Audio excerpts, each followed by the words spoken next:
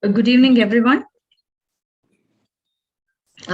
President sir, can we start the session? All our speakers have joined.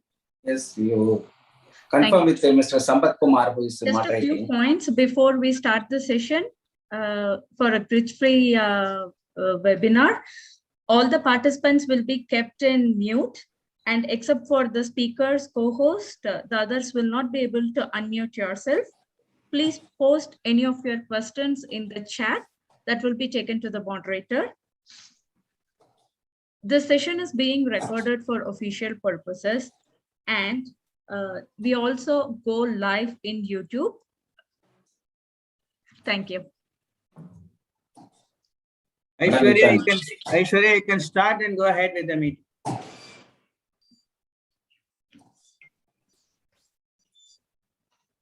Aishwarya.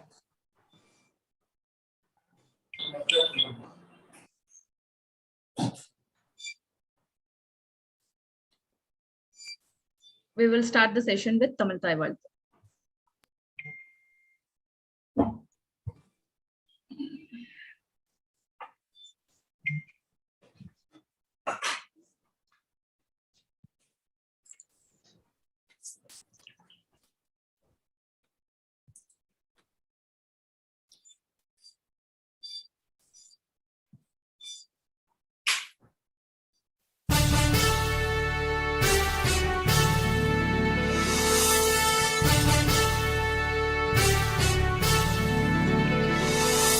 நீராறும் கடலுடுத்த நிலமடந்தை கெழிலொழுகும்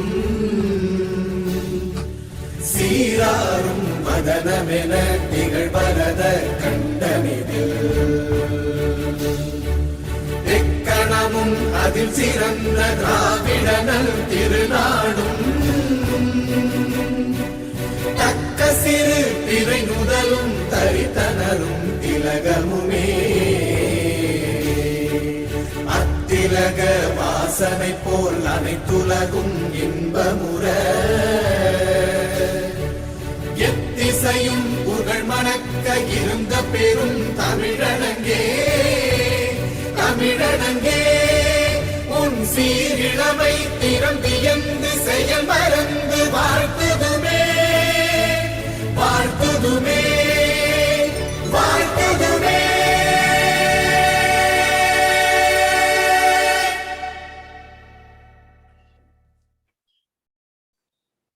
Thank you, sir. We are about to start the session, and I request President Mr. Cholan Achia Rajshekar to welcome the gathering. அனைவருக்கும் வணக்கம். Madam, screen டிஸ்பிளேல இருக்கா?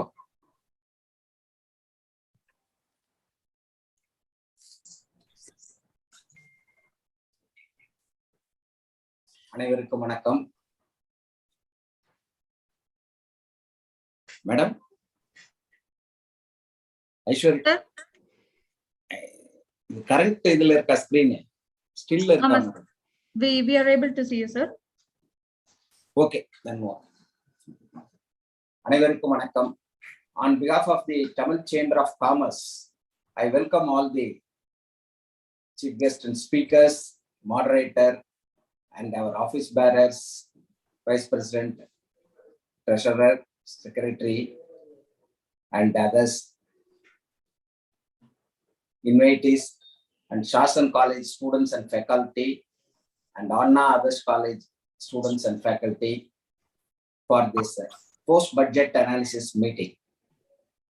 Every year we are conducting this after the meeting. The next day now we are conducting this. I welcome Mr. R. Sivaraman IAS, retired, former Revenue Secretary, Government of India, and Mr. K. Vaidiswaran, Advocate Tax Consultant, Mr. Raghavan Ramabhadran, Executive Partner, Mrs. Lakshmi Kumaran and Siddharth Sridharan Attorneys, Dr. M. Satyakumar, Advocate, Madras High Court, and our moderator and executive committee member, Chartered Accountant, Indirect Tax Consultant, Mr. V.V. Sampath Kumar, and our Honorary Secretary, Mr. Ravi Kumar David, and all our members and all participants from India and abroad for this meeting.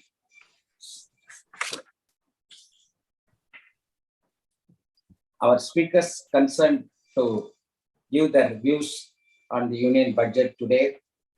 I thank for them on behalf of the chamber.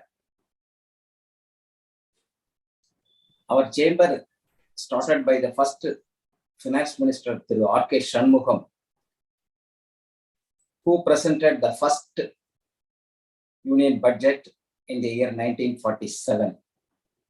So we are having the privilege of organizing this post-budget meeting every year. I used to tell this to record that we have contributed to the formation of IMF and World Bank.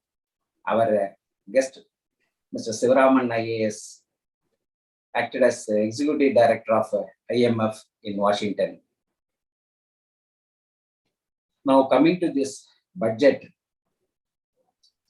every year we are speaking about the simplification of procedures and compliances, but we are not in the direction of simplification of the rules and regulation and also the compliance procedures, which is more dependent on technical side. Our wish is that all the traders and common man and MSME people should have easy compliance procedures for paying tax or GST without depend on others. That has to be done as early as possible, at least in coming years. Now this budget, we have so many announcements and policy matters regarding this in the budget when our Honorable Union Finance Minister Nirmala Sitharaman presented the budget. The direct tax, indirect taxes announcements came after 1 hour only. So much of announcements are there in the budget. I leave the fine prints to analyze the fine prints and the sector-wise details of direct and indirect taxes and other economic measures and welfare schemes and benefit of this comments about the other sectors to the honorable speakers present here. I just want to have some few thoughts about this budget only. The digital currency introduction by RBI is going to happen in the coming year. And the 30% of digital transactions announced in the budget to make some progress about the cryptocurrency and other things. For startup, they have announced some schemes and extended the tax benefit also, which is a welcome feature. Regarding the GST restructuring of the tax slabs, it is stated by the Honorable FM before the budget that it will be submitted in the month of February to the GST Council. So the restructuring of the tax slabs, that is, the expectation is reducing of the tax rates by so many states. It's going to happen after the submission of the GST committee report only. We hope that it will take earlier soon to satisfy the needs of the common man, traders, industrialists, and other people connected with the GST. Now coming to the allocation of the budget for various sectors, majority of the about 9,40,651 crores goes to the interest part of it. And the defense transport coming to next. The agriculture is 1.51 lakh crores. The home affairs and the defense making about nearly 5 lakh crores. The pension 2 crores 7,132 crores. The food subsidy and rural development, education 1 lakh, health it is 86,606 crores. If for commerce and industry, it is 53,116 crores only, which has to be enhanced. For all these allocations are, for this budget, it is more or less reduced to some extent in all sectors, I think, except the payment of interest, I think, plus 2.26 points. Now coming to this petroleum subsidiary and the other urban development, 76,549 crores. And the union territories, this may be the Northeast Union Territories meant for 58,757 crores. The collection of GST is enhanced in this last during the budget speech. She announced the January collections, which is higher in the first time. The GST collections are pertaining to not to all industries connected, which is not flourishing. Only certain sectors which are having a good business is contributing to this GST net. The state should get the respective shares of GST in time to run the state affairs. Now coming to the direct tax, everybody expected about the reduction of a ceiling of income tax from 2.5 to higher amounts, but unfortunately it was not done. Normally the collection of a salaried class and other people income tax is cumbersome and more people involved, time and energy is consumed.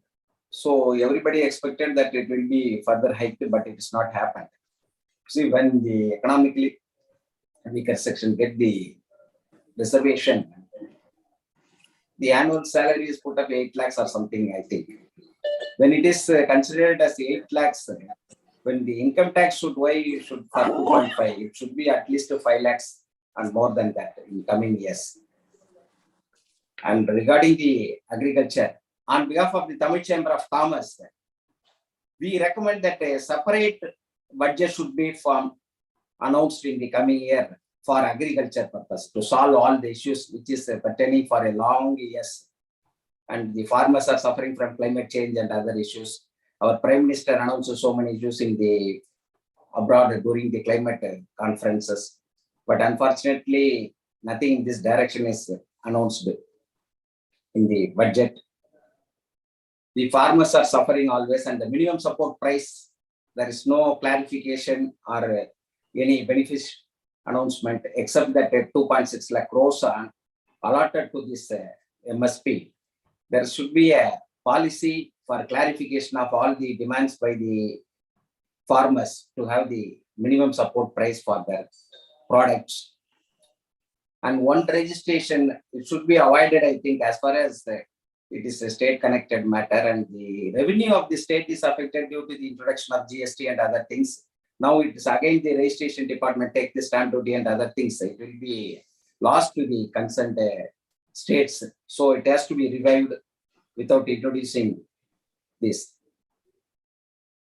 Now the shipping sector concerned, the container shortage is a very big issue in EXIM trade going for the last 2 years during this corona period and other things, and central government has taken some steps, but international issue, and we have to spend $14.8 billion, that is 65% more than the last year, for importing transportation services alone, which is the freight rates and other increased enormously, and 300 to 350% rise of freight rates are going on in market.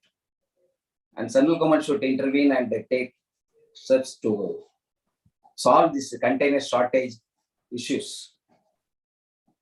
As far as our Tamil Nadu region concerned, from the very early period of Chola dynasty, the Rajaraja Cholan, Rajendra Cholan, they have contributed to the maritime trade, and 40% of the trade was controlled by our Chola dynasty. And the British, in those days, they have very much less single-digit control over the international trade. building our own ships with all logistics supports, food and services and all. They have gone for so many countries and later invaded countries also to rule in Southeast Asians. Such a with large heritage of sea trade and maritime advantage, we have to go a long way with this modern technology and developments. Our contribution should be more in the export-import trade, I think. And now coming to this budget tax administration, we are better in tax administration during the Chola dynasty period itself. The 16% கலால் வரி 16% என்பது 6 பங்கு நிலவரியாக வசூலிக்கப்பட்டதுதான் கலால் வரியாக நம்ம எடுத்து follow பண்றோம். 1000 வருஷத்துக்கு முன்னாலேயே சுங்கம் தவிர்த்த சோழன் குலோத்துங்க சோழனுக்கு free trade zone, free customs duty போட்டு இந்த இன்டைரக்ட் டாக்ஸ்ல எல்லாம் அனௌன்ஸ் பண்ணாங்க. ஃப்ரீ ட்ரேட் ஜோன், இந்த ஃப்ரீ போர்ட் பாலிசி, இதெல்லாம் 1000 வருஷத்துக்கு முன்னாலேயே சோழர்கள்லாம் அறிமுகப்படுத்திய ஒரு விஷயம். அந்த அளவுக்கு we are pioneer in this trade of exempt trade and tax administration particularly. That is why our the first from the day of first finance minister from Tamil Nadu, so many finance ministers are coming from Tamil Nadu and the financial advisors, பொருளாதார ஆலோசகர்களாக நேற்றைக்கு கூட அறிவிக்கப்பட்டவர் கூட தமிழகத்தில் இருந்துதான். அப்படிப்பட்ட ஒரு பாரம்பரியம் மிக்க தமிழகத்தில் இருந்து இந்த வரி வசூல், வரி மேலாண்மையில் சிறந்து விளங்கிய ஒரு பாரம்பரியம் மிக்க நாட்டு தமிழ்நாடு பகுதி. இந்தியாவிற்கு முன்னோடியாகவும் எடுத்துக்காட்டாகவும் பல வழிகளில் இருந்த ஒரு மாநிலம். தொடர்ந்து சமூகத்திலும் பொருளாதாரத்திலும் தொழில்துறையிலும் கலாச்சாரத்திலும் பண்பாட்டிலும் மிகப்பெரிய ஒரு பங்களிப்பை இந்தியாவிற்கு அளித்து வருகிறது. சுதந்திர போராட்டத்தில் இருந்து ஆரம்பித்து காந்தி அவர்களுக்கே ஒரு ஊக்குவிக்கும் வகையில் தமிழர்கள் இருந்திருக்கிறார்கள் என்பதை இங்கு பெருமையோடு குறிப்பிட்டுக் கொள்ளலாம். With this, I finish my welcome address and once again welcome all the speakers, moderator and our technical support, Aishwarya and other people, and our office bearers, executive committee members and invitees and the students to benefit from the knowledge of speakers to improve their career in the educational. I once again welcome all for this Zoom meeting. I hand over to our well-wisher friend and our executive committee member, auditor Mr. V.V. Sampath Kumar, to moderate the proceedings and take control of the further proceedings. Thank you. Thank you, my dear President, and respected President and esteemed speakers and all my friends who have joined for this budget analysis meeting. Year on year, as mentioned by the President, Tamil Chamber of Commerce is conducting this program. And every year, the Chamber tries to do the program at the earliest point in time. There are advantages, there are equally disadvantages. Disadvantage in the sense, the speakers are hard pressed for time. They have to be here, they have to be there, because within 2-3 days, they have to present themselves in multiple organizations.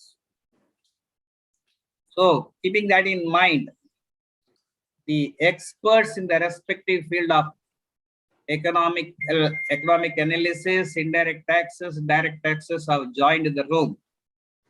Not to take more time, and I request Aishwarya to introduce Mr. M.R. Sivaraman, IAS, former Revenue Secretary, Government of India, to this august audience. Over to Aishwarya. Thank you, sir.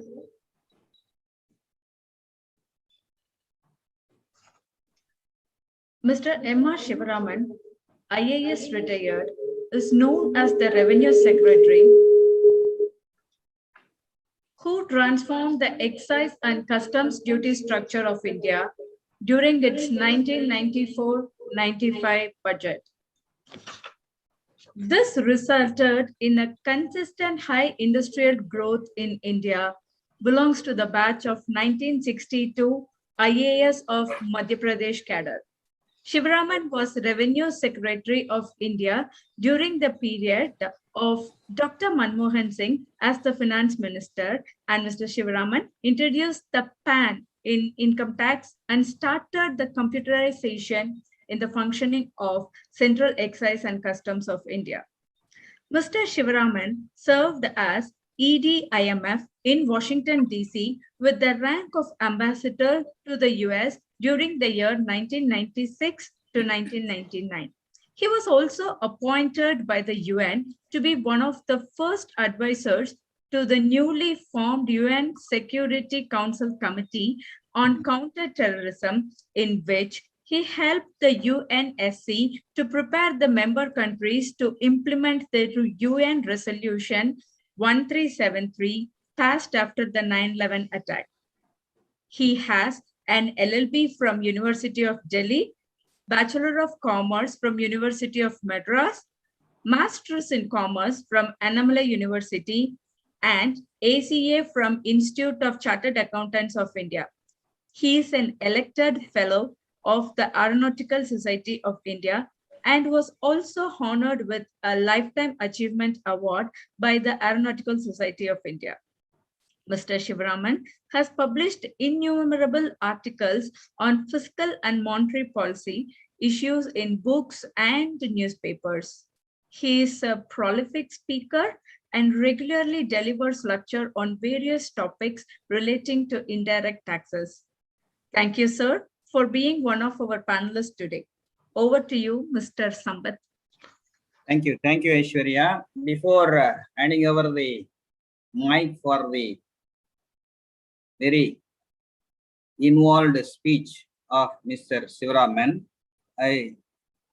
many of our members have listened to the speech of Mr. Shivaraman in earlier occasions. He used to be very pointed and concise with respect to his observations. I would like to recollect one of the small aspects. Whenever a foreign traveler used to land in Indian airports, most of them may agree, every single baggage by the customs official used to be opened and ransacked, whatever that, trying to control revenue aspect. Once Mr. Shivaraman was landing in one of the airports, he observed, why all this? It should be on a scientific basis. Each of the passengers coming or visiting back to India after so many years or whatever it is, they should not be treated that way. That's one of the extreme episode. But then today we are having seamless, comfortable landing. Likewise, many things I can tell. Over to Mr. Shivaraman. Share 20 minutes, please, sir. Thank you very much, sir. You have to unmute yourself, sir.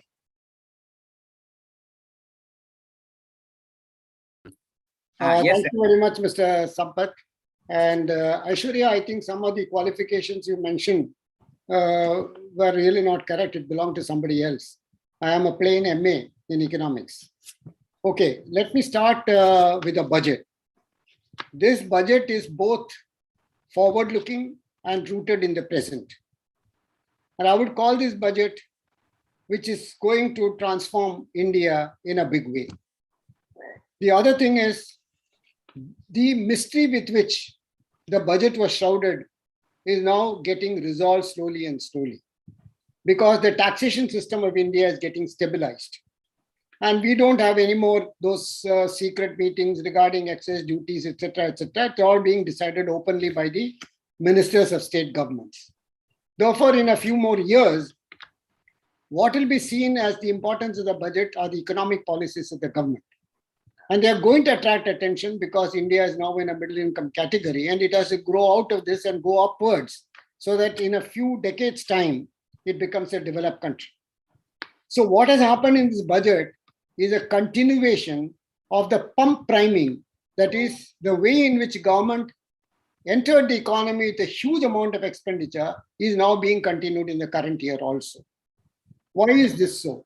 It's because of the fact that there has been a sharp decline in the aggregate demand coming from the public as well as the corporate sector.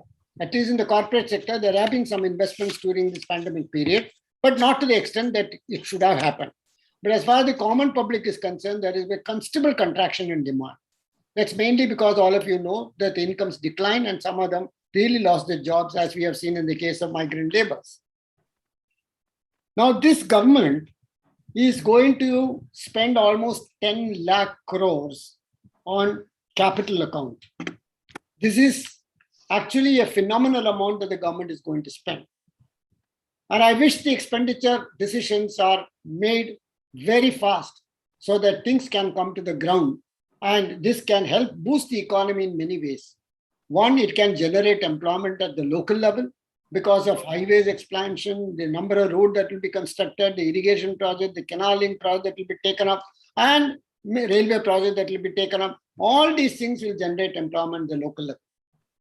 What India is suffering from is a lack of employment amongst many people. They all lost their employment.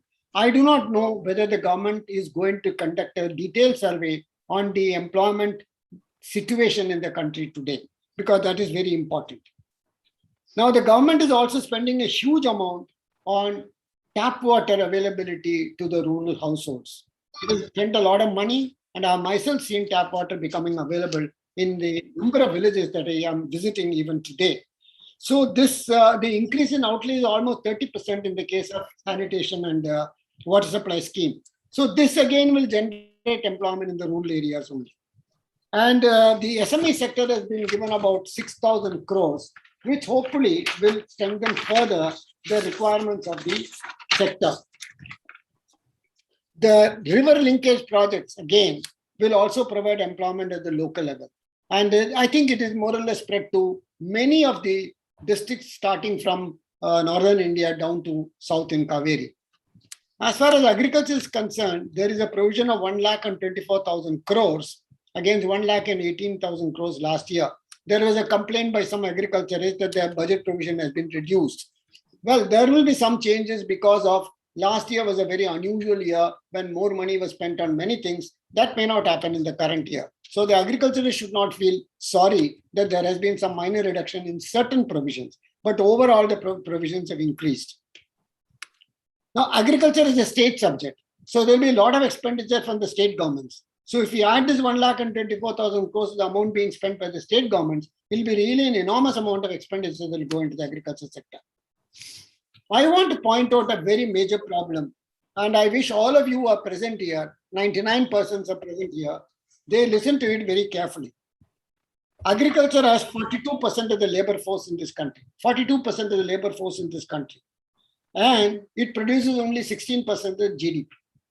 So what happens to the per capita income? The per capita income in the case of agriculture is a very nominal amount compared to the per capita income in the other sectors that are getting generated. So therefore, clearly, there is a huge labor surplus. Economic theory says that when a country is moving towards prosperity, the number of people employed in agriculture should move over to higher levels of employment so that the agriculturists themselves get per capita income equivalent to those who are employed elsewhere. That has not been taking place in this country. In spite of the several schemes that are being enforced, implemented in the various districts and block level, at the block levels, I don't think there has been any shift from agricultural employment to other employment. This happened, I think, 5-6 years ago. There was some shift, but back again during the current pandemic period, people have fallen back on agriculture. Therefore, in my view, there are let me give you some data. There are 144 million agricultural laborers as against 118 million farmers. So 118 million farmers are there against 144 million agricultural workers. These agricultural laborers do not get paid uniformly throughout the country. Some places they will get more wages, some places they will get less wages, some places they will get wages paid in kind also. They more or less work as contract workers in many of the states of this country. So something has to be done for these agricultural laborers. So that must be a focus of attention, which I expected with Mr. Modi being very strongly in favor of agriculture, that he would formulate a scheme by which slowly and slowly these agricultural laborers are shifted into non-farm occupations district-wise. In fact, they should propose a scheme, and I have got certain views on this subject, I can give it to anybody who wants to approach the ministry on this one. Now, what happened in China? In China also, when this industrialization started, large number of people started moving from rural areas into the industrial belts of China or industrial centers. Foxconn today employs 1 million people in China. 1 million people are being employed by Foxconn alone. There are so many other industries which employ a lot of people. And of course, they don't get that much of wage as they should get. But in India, if they move over from agricultural labor position to some other higher wage employment, they will definitely be more prosperous, more happy. So the distress in agriculture, as we call it, the distress in agriculture, is mostly confined to the agricultural laborers and the very small farmers. And this can be easily done by a focused attention being paid to the problem of agricultural labor. The schemes such as SHG, MNREGA, etc. are palliatives. They are all temporary cures. They are not to give any stabilized employment to these people. First of all, the government should say all those educated people amongst the agricultural laborers, they should be shifted to skilled occupations. So focus of attention in skill development must be on the agricultural laborers and their children. So I would appeal to all the members and others of industry who are present here, a lot of them will be present here. They should focus their attention to the nearest districts in which they have their units so that they can start absorbing the youngsters who are there in the agricultural laborers community, who are educated, who are not able to find, they will fall back again into agricultural labor position. So this should end. And I think India should move into the upper middle income bracket by 2030 if we start paying focused attention on this. In the last few years, if you look at the gross fixed capital formation industry, it is not that optimistic as it should have been for a growing economy such as India. Of course, there has been a small GFC in the case of industry, but mostly in the case of government, has been spending a lot of money on these areas. Now, one major problem is confronting us. That is the introduction of AI, introduction of robots, machine language, etc. During this period, when this mass migration of immigrant labor took place, I think many of the medium industries or even larger industry would have shed some of this migrant labor, and they may not be willing to take them back if they are gone in for AI or if they are gone in for robotics or machine language. So this is something which Government of India should consider very seriously, because this is going to confront us in the next 2 or 3 years. Now, if you take the automobile sector, in the automobile sector also, this is going to come up very fast. When the infrastructure facility for electric vehicles start coming up in different states, which they are in Delhi, it has come up very well. Bombay, it has come up. In Nagpur, it has come up. In Tamil Nadu, it has not taken off. When once the infrastructure takes off very well, I can assure you there will be a transformation, what we call destructive transformation. What happened in the case of landline telephones, where everyone threw away their landline telephones and went in for cell phones. Similarly, in the case of EVs, people will throw away their motorcycles which are running on petrol and gasoline to electric vehicles, which is already taking place. I saw a farmer driving an electric scooter in one of the villages in Tamil Nadu. He told me, for the last 3 years, I have never gone to a workshop. It has been running very well. So when the EVs come in, what happens to the ancillary industries which is supplying parts to the automobile sector? What happens to those people who are servicing the automobile sector, repairers, painters, tinkers, etc.? Painters and tinkers may still have the job, but those who are working in the automobile repair shops, they will start losing their jobs. So this is something in which concentration has to be done by the automobile sector people as well as the government to ensure that these people have a smooth transfer to some other industry. I don't think any major effort has been taken in this regard. Tourism is another area which has suffered very badly. Whenever you go abroad, if you're going on a package tour, you will find as soon as you get into the tourist bus, the guide will tell you have to pay $5 per day per person. $3 goes to the guide, $2 goes to the driver. That doesn't happen in this country. I have been in one of the tour buses here, and the poor driver, he gets only a nominal wage, and the others do not pay him anything. So these are some of the crucial issues which confront the country, and those things probably may invite attention of the government after some time. And I am not going to deal with the tax issue. I'm going to talk only about 1 or 2 points. As far as the tax issue is concerned, I was a little disappointed. I don't know, some of you may be angry with me if I say that the marginal rate of the highest level, marginal rate of 42% should have been increased to 45%, at least for 2 or 3 years. Because world over it has been stated by all surveys and all reports that the people who are the top income brackets, they never lost money, whereas their income doubled or tripled. In fact, the number of billionaires, almost 100 billionaires, they say, they have offered the government, you take away all the money that we have gained during the pandemic period. Unfortunately, in this country, nobody listened to the call. Therefore, I would invite the government, give a call to them that you please increase it from 42 to 45%. In another suggestion which I would have done if I had been there, fortunately, I think for many of the people in the country that I am not the revenue secretary, I would have imposed a tax on the wealth of people above 50 crores. At least one time, 2 years or 3 years levy. Beyond that, we can give up that levy for purpose of financing the poor people who lost their job. These are some of the things which I would have done. There is one more point which I want to mention, which Cholana really brought to the focus of everybody here. The 9 lakh interest provision in the budget. Where does this 9 lakh go? This 9 lakh goes to the banks, the financial institutions, the pension institutions, and all the rich people. So therefore, this is another point which has to be noted very carefully. When government borrows, the money gets transferred to only those people who can afford to buy government securities. And as far as the finance bill is concerned, there are 112 sections or 113 sections, I do not know. And that I think the experts will deal with that matter. There is a bomb in the budget. What is that bomb? That's an atomic bomb. The introduction of a cryptocurrency. I'm really shocked and surprised because no country in the world has attempted to introduce the cryptocurrency in such a haphazard manner. There are 5 central banks. The Federal Reserve of USA, Canadian Central Bank, UK Central Bank, German Central Bank, French Central Bank, all working under the BIS, trying to understand what a cryptocurrency introduced by the central bank would have to deal with in the future.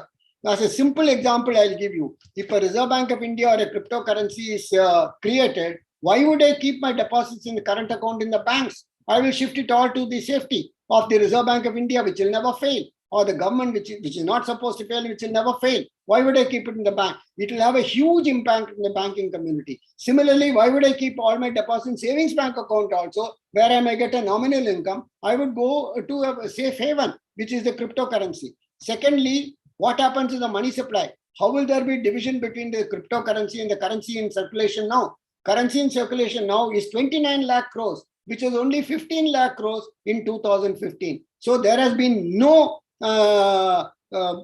lessening of the appetite for currency holding amongst the Indians. So when a cryptocurrency comes in, what is going to be its impact on currency holding by the people? None of these things have been studied. I am afraid it may not end up like the demonetization when people criticize the government very severely. So the Federal Reserve, I would recommend to all the chartered accountants and others who are present here, go to the Federal Reserve site. There is a paper produced by the Federal Reserve only a few days ago, which is being circulated to everyone in the United States, that they should offer comments on the introduction of a Federal Reserve cryptocurrency. I think this is one of those fads without any serious thinking on the subject, without it being analyzed properly. They wanted to announce something big like the demonetization. They have announced the cryptocurrency. It may affect everybody very seriously. It's not going to be a very simple affair. So this is something which I think people should very carefully monitor, and they should also fearlessly express that they should be very careful in the reduction of cryptocurrency, even from the point of view of a security angle. Finally, I would like to draw the attention of many of the chief ministers who are protesters saying their state does not figure. The finance minister presented a central government budget. She did not present a state government budget. So state-specific programs are at times mentioned in the finance minister's speech, but not always. But if you look at the budget very carefully, every state can benefit from the provisions that have been made in the budget. Tamil Nadu can benefit, West Bengal can benefit, various other opposition ruled state governments. If they look at the budget, my friend Mr. Mitra, who used to be my friend when I was Revenue Secretary, he was, I think, the DG of the PhD Chamber of Commerce or FICCI, I do not know, I don't recall. He said that no, there is nothing for West Bengal, which is not correct. There is a 1 lakh crore which has been given 50 years interest-free loan that is going to be given to the state government. Many state governments have got various other schemes which will be part of the budget. I do not want to take more time of the experts who are going to talk on this. One other last point which I want to mention. Normally, the finance minister will always say, what are the revenue consequences of the taxation proposals? Unfortunately, in the last 2-3 years budgets, we don't find any mention of this. If you look at the customs provisions in the finance bill, almost every chapter of the tariff schedule has been affected. Either rates have been increased or they have been brought down. I am against increasing custom duty rates because this gives the industries here undue protection and they will not be very competitive. I don't think protection being given is going to make indigenized production in this country. It only increase the cost of production in this country. Thank you very much, Mr. Nachia. Thank you very much, Mr. Sampath, and thank you every one of you for listening to me very patiently.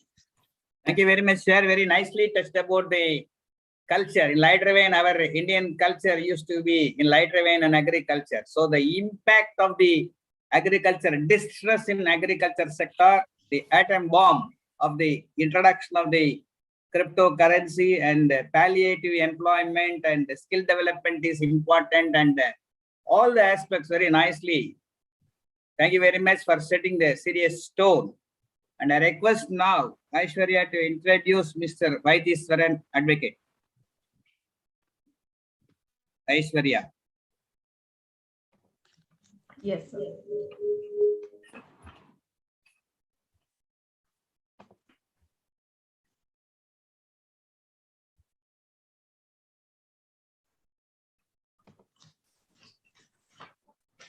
Mr. K. Vaidiswaran has over a 29-year of practice in the field of law, advising various corporates both in India and abroad, as well as advising various associations. He holds additional qualification from the Institute of Cost and Works Accountants of India and Institute of Company Secretary of India. He is also the author of various books on indirect taxes, SENVAT, and VAT.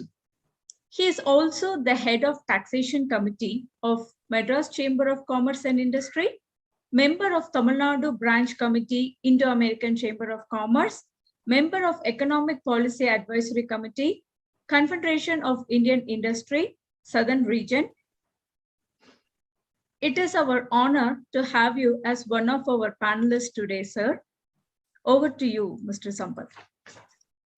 Thank you, Aishwarya. And I would like to tell one important point.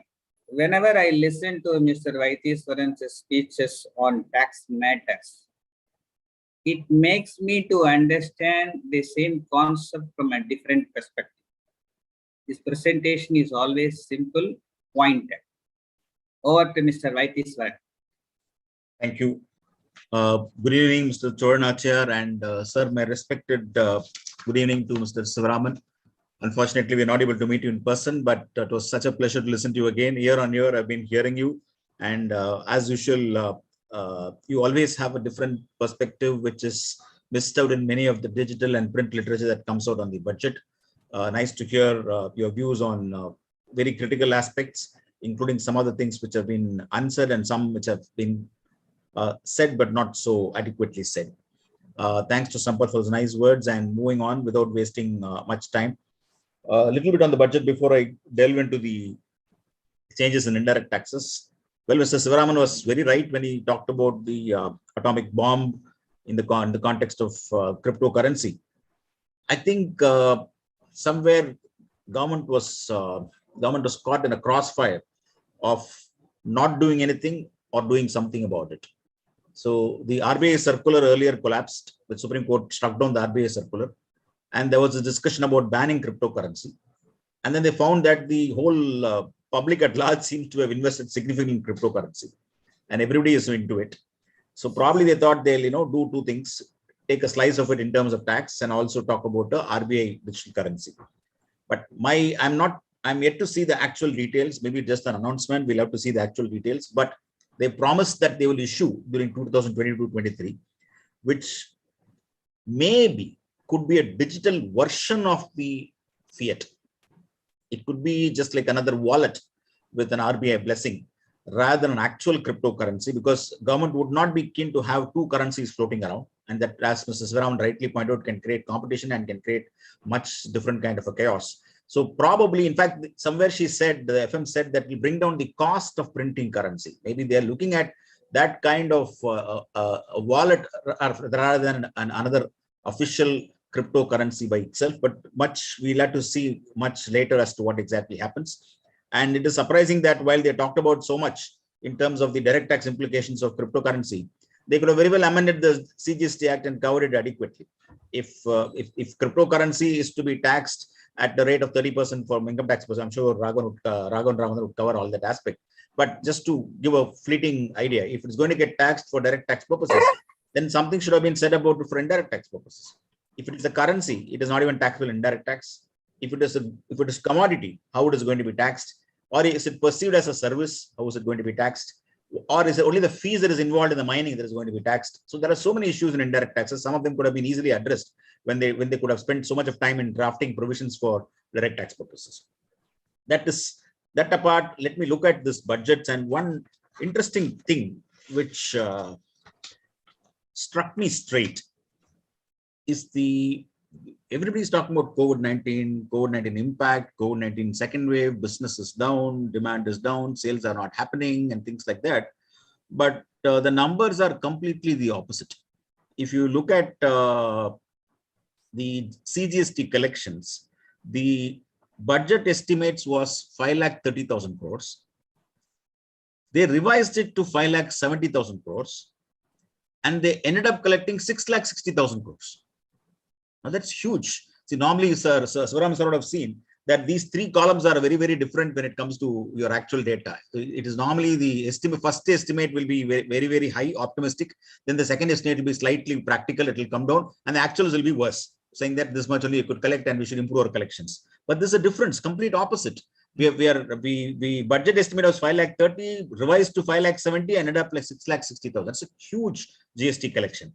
And compensation says we budgeted 1,00,000 crores, we revised it to 1,05,000 crores, and end up collecting 1,20,000 crores. So even compensation cess, which means those are the items which attract luxury, some of these luxury items attract the compensation cess, as well as coal, which attracts the cess, has been significant.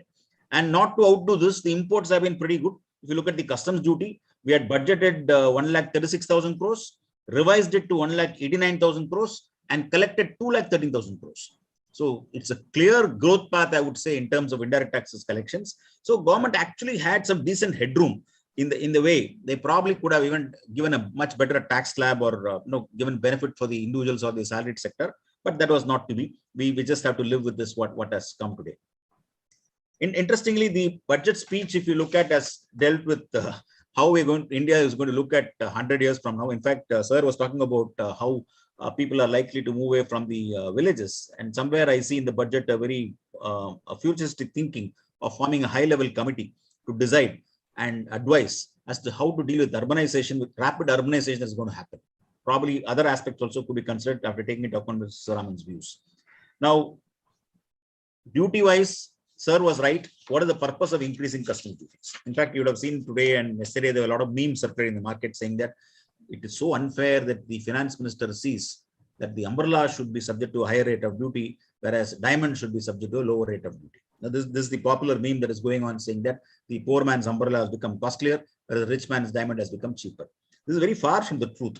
What really happens is when customs duty on a final product is increased and customs duty on parts of such final product is increased, the general belief, and to some extent it is true, is that the local production would gain. Of course, there is some degree of protectionism, but probably they had some database, they had some statistics as to what kind of umbrellas are coming into the country, and they wanted to protect the MSME, which is predominantly playing in the umbrella sector or umbrella segment. And therefore, they increase the custom duty so that the local production can thrive better. When it comes to diamonds, they're not talking about the diamonds as such. They're talking about the key items which go into making of diamonds. They're talking about certain specific items such as sawn natural diamonds or cut and polished diamonds, which would gemstones, which would come into the country and then get finished into some other product or a finished diamond and go back outside as export. So they are cutting down the raw material cost in order to generate the export. So with all due respect, the observation that umbrellas are treated differently and diamonds are treated differently is incorrect. The objective is quite different, but as usual, we always have poor communication, and our communication skills always land us land the government that we in all kinds of trouble. There is an element of increase in custom duty on a couple of items: loudspeakers, imitation jewelry, smart meters, solar cells, etc. I will not go into the details. But what is more important for businesses who are predominantly the Tamil Chamber of Commerce and Industry is that you should sit and read some of the notifications, especially in customs. What is happening is that there is a complete overhaul of the customs tariff in terms of the statutory rate applicable, as well as a withdrawal of number of exemptions, as well as scaling down of different exemptions in a large scale manner with different dates. Very few of them are effective today, 2nd February. Very few are effective from 2nd February 2022. There are changes that are affecting from 1st May 2022. There are some which are from 1st April 2022, some from 1/4/23. So you need to understand what affects you, what category you fall under, and then look at whether the changes are effective and how it's going to impact. So that you need to do a comprehensive exercise of analyzing the various notifications that have come into place. And of course, there is enough literature available from the government itself explaining each of these provisions, what is the actual rate, what is the effective rate, and where rates are changing, where rates are not changing. All this data is available in the government website itself. Textile sector, all of you know that the GST Council had planned to increase the GST from 5% to 12%, and it was announced from January 1st, 2022. This is supposed to solve the inverted duty structure problem. But then there was a lot of protest and enough unrest, so to say, that the council decided to back off and said that we're not going to do anything about this, 5% would remain. But there are some changes in the customs. Again, certain exemptions are getting withdrawn from 1/4/22 and 1/4/23. A lot of textile related machineries may get out of the exemption that is currently available. So you need to track some of those changes and be aware as to what kind of impact you have in terms of your pricing and your costing and your structure. Project imports, again, changes are happening. So today you have an effective rate of 2.5 and 5 as the case may be. It will slowly change. And ultimately the idea is to have 7.5% on all project imports after 30/9/2023. So this sometimes, the budget is going beyond 1 year. Well, if you can go up to 100 years, why not 2023? So definitely they're talking about 2022 and 2023 changes in this budget itself. Now, one other point, I'll spend a little bit of time so that people can be aware of this. Sir was also aware of this and the role played by different machineries. If you take tax administration, you have an assessment function. Sometimes you call it adjudication function. You have an appellate function. There is an administration function, and there is an intelligence function. So there is a department specifically created called as DRI. So Directorate of Revenue Intelligence. The objective of that was it's a very, very different kind of a department with high level inputs, and they pick up some major cases where it involves significant fraud, and they identify this kind of a transaction, which was probably and investigate with much more depth. So there are DRIs. There are a Director General of Service Tax Investigation, Director General of Excise, it's the DGSCT as they call it, different wings. These are, I would call it in a loose way, equivalent to the search function of the Income Tax Act. May not be the right way, but it's a special function. Or if you take the VAT law, the enforcement officials were a very different team.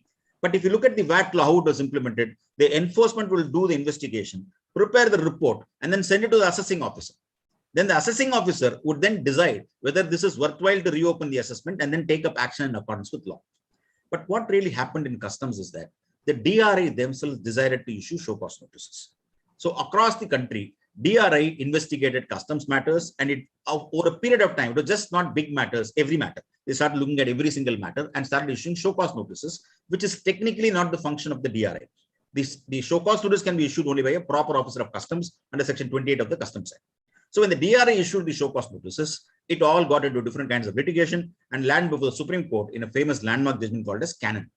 The key question before the Supreme Court is a DRI cannot exercise the powers of reassessment. He cannot reassess the goods. It is a proper officer who has assessed, or some other person in his position can reassess the goods. It is not another authority who can do that.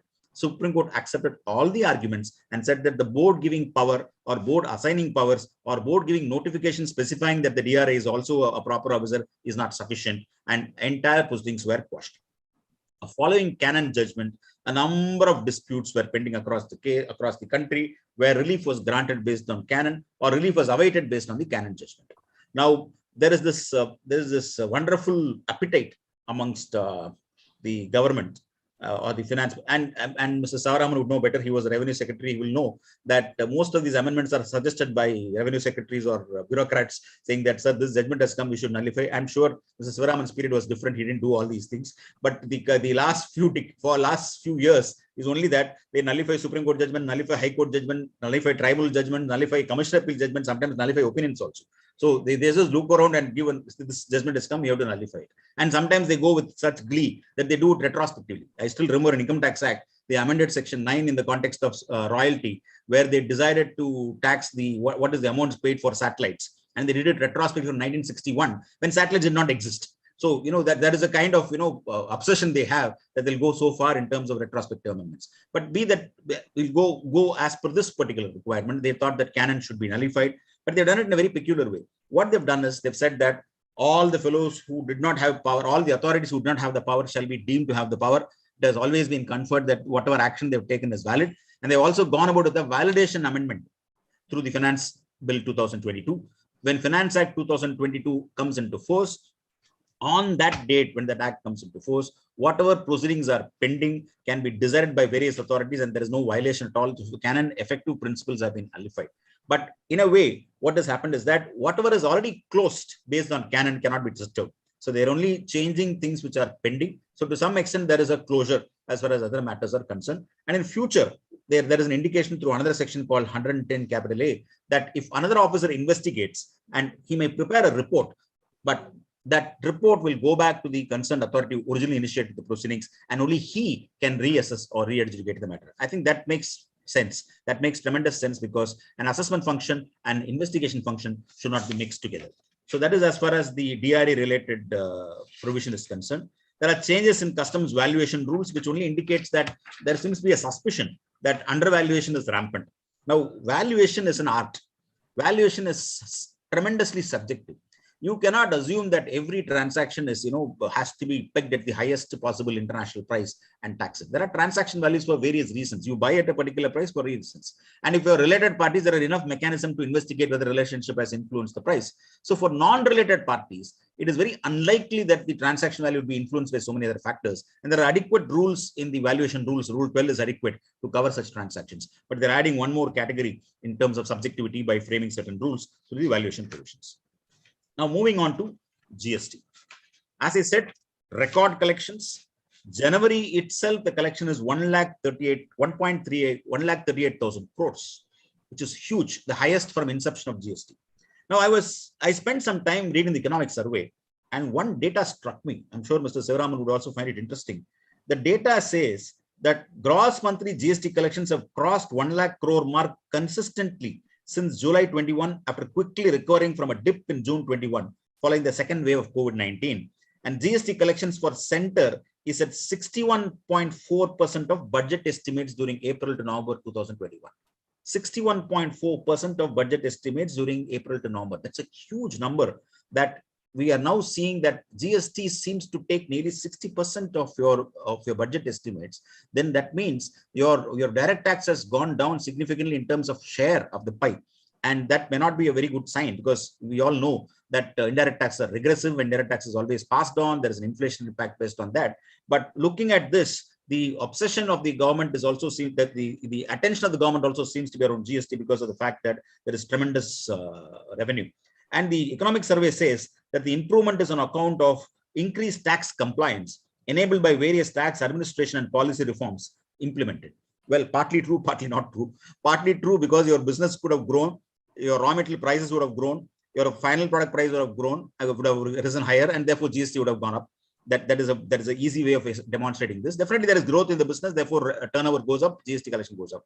The other reason is many of the genuine input tax credit has been denied across the industry. A lot of people are suffering with block credit. A lot of people are not able to fully mine their input tax credit. A lot of them have not availed the genuine eligible credit, and therefore they're paying artificially through cash. Now, that is not the beauty of GST. The GST will get killed. It's just a 1 year growth, 1 year or 1.5 years phenomenon. We are killing a very good system. I'll explain why we are killing the system.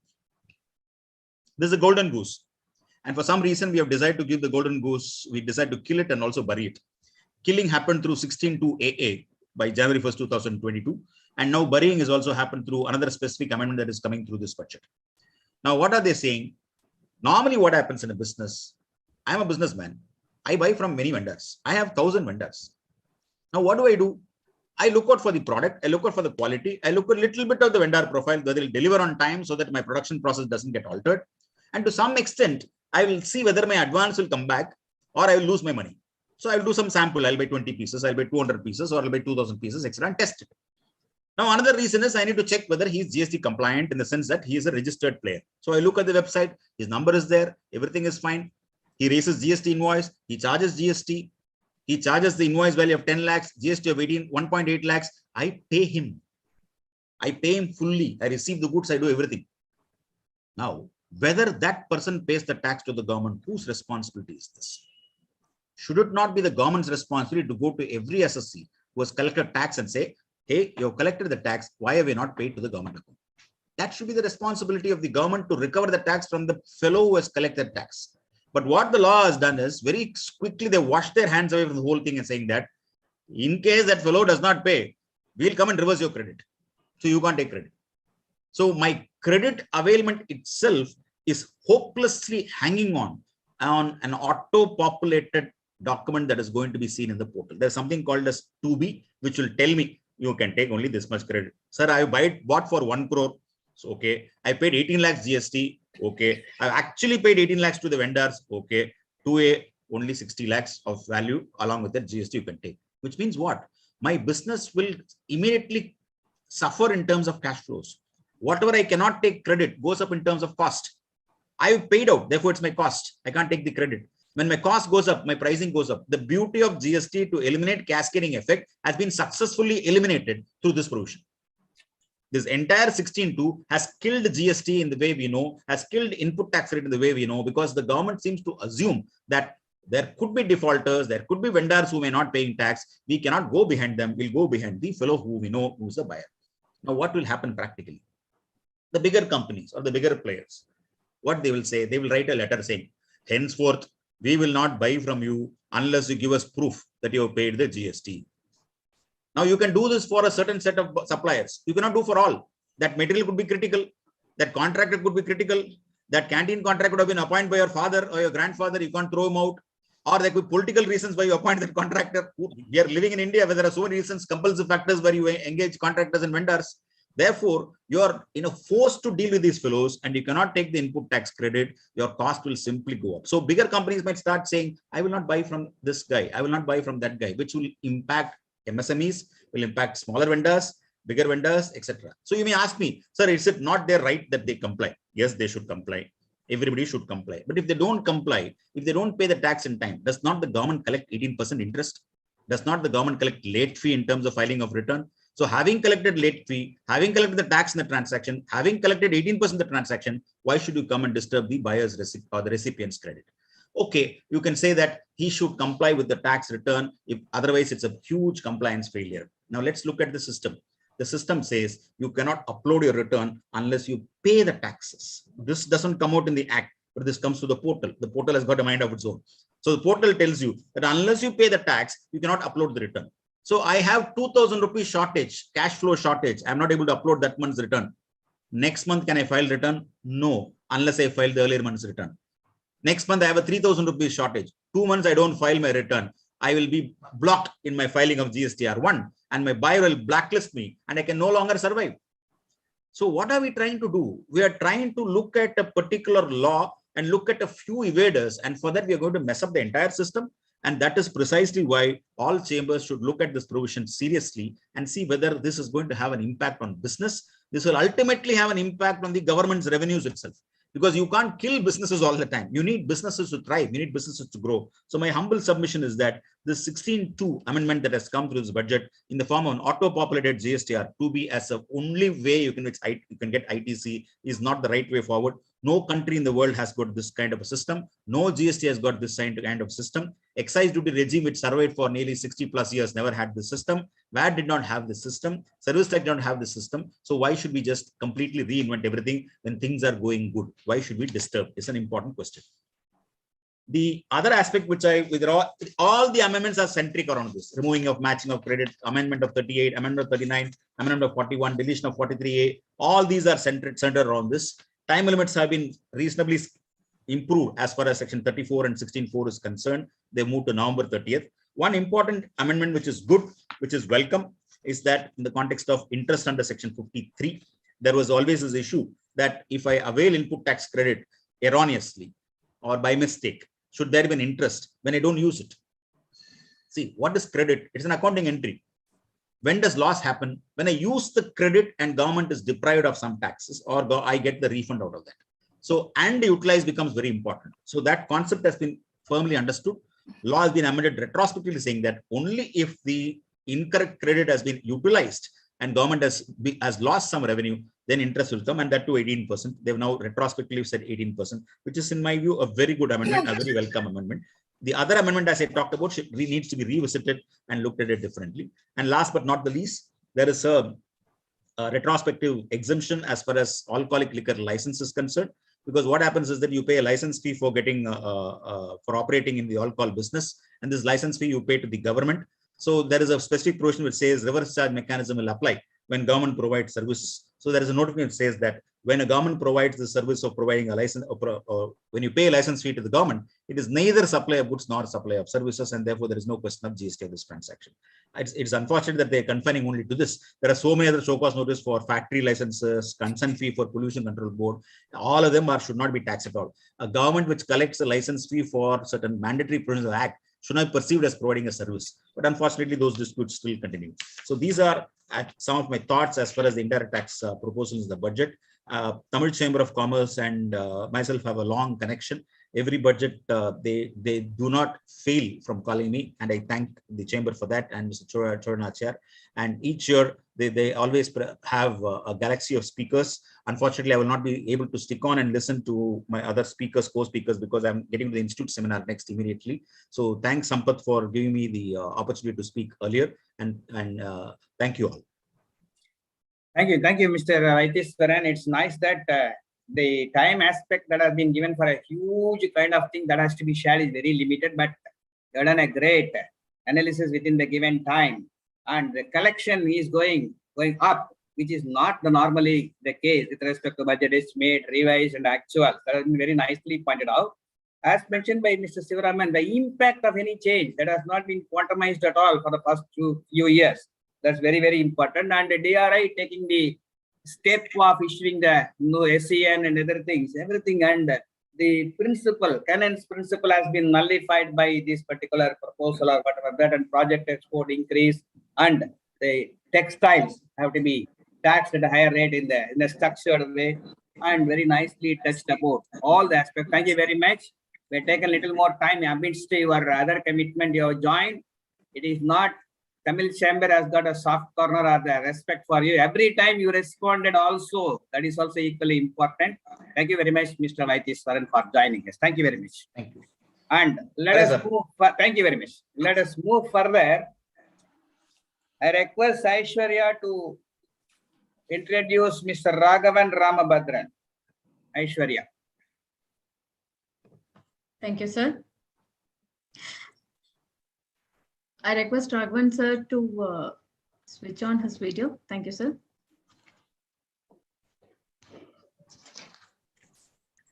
Mr. Raghavan Ramabhadran. He is the executive partner of Measures Lakshmi Kumaran and Sridharan Attorneys. Currently heads the direct tax and indirect tax practices of the firm at Chennai. He also handles corporate litigation matters before the High Courts.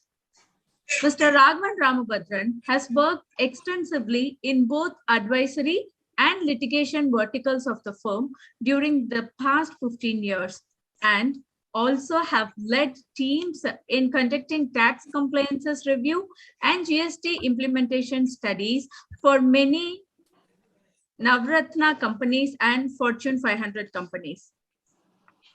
His focus and methodical approach, combined with his knowledge and rich exposure to the issues of manufacturers, traders, and service providers, particularly in automotive, telecommunication, finance and insurance, energy, FMCG, information technology sectors, enables him to provide viable and holistic solutions which are tax effective. He advises clients on GST preparedness and effective handling of litigation matters. It is noteworthy to mention that he has handled sensitive arbitration matters and cases relating to the Black Money Act. Thank you, sir, for being one of our panelists today. Over to you, Mr. Sampath. Yeah, thank you. Thank you, Aishwarya. Mr. Raghavan Ramabhadran, I have listened to him many times. One notable particular event amongst the many is at the time of introduction of GST, there was a residential conference outside Chennai. Most of the CA members attended. The session was to between 2 and 4 in the afternoon for Mr. Raghavan. Around 3:30, 3:45, the question and answer session started.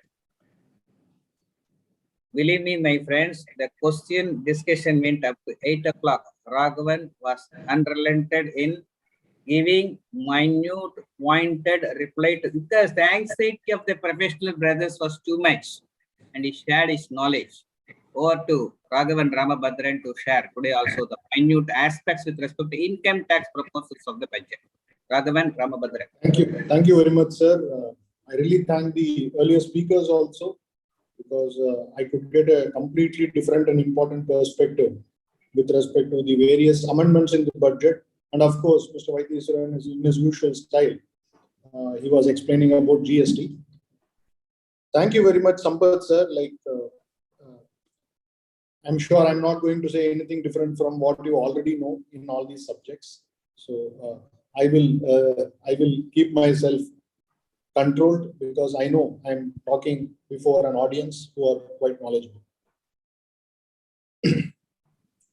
Coming to the topic, income tax, I will only pick a straw from what Mr. Vaidiswaran left. He was saying that a judgment has come. Now, what to do with the judgment? Let us make an amendment. Remember, this was the government which was completely against retrospective amendments, and we have also found a way to take care of Vodafone. So that also has been done. So it is not as if, as a mature government, we don't understand the problems of retrospective amendments. We do understand the plight of business. Business makes money, but I think that is their job. And it's not just that only they benefit out of it. It's the whole country, the economy, the people in terms of the employment opportunities which you create. So we all progress together. It's not as if the company and the people behind the company, they only prosper and all of us are left in poverty. So therefore, companies, how they perform are also extremely important. Business is extremely important, because the modern day, the powerhouses are decided only based on their successful economies. Why I am saying this is because we know that there are a lot of amendments, more than 80 sections in the Finance Act concentrating only on the amendment in Income Tax Act. So many amendments made, so many reasons given why amendments made. But if you see the top amendments, which are going to touch the life of the businessman on a day-to-day basis, those are all amendments which are brought in by way of explanation. And what is the problem with an explanation? It is not as if they have inserted a new section. It's not as if they are bringing in something new.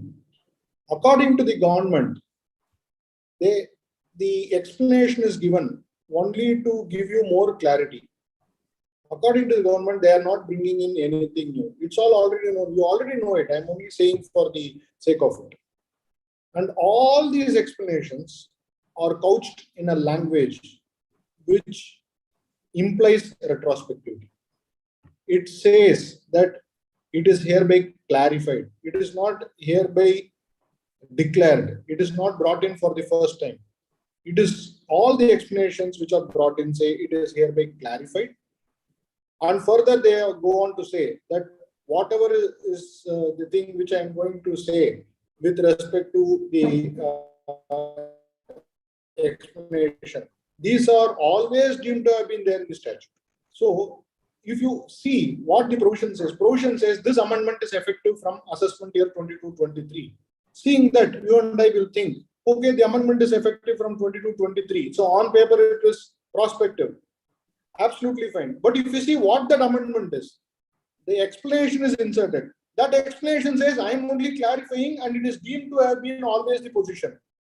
So though the explanation comes into the books today, but since it is clarifying and it is saying it is the position all along, it has the effect of being a retrospective amendment. So today we are looking at some very, very important amendments in Income Tax Act, most of which is not going to save taxes for you. Rather, it is going to exact more amount of money from you. Most of these amendments, though they don't expressly say they are prospective or retrospective, the aspect of retrospectivity is couched in the finer prints of the provision. This is what it is. What I have decided is subject to Mr. Sampath Kumar agreeing with me and others also. It is not possible to take out each and every provision and discuss what it says and all these things. Let us concentrate on important amendments.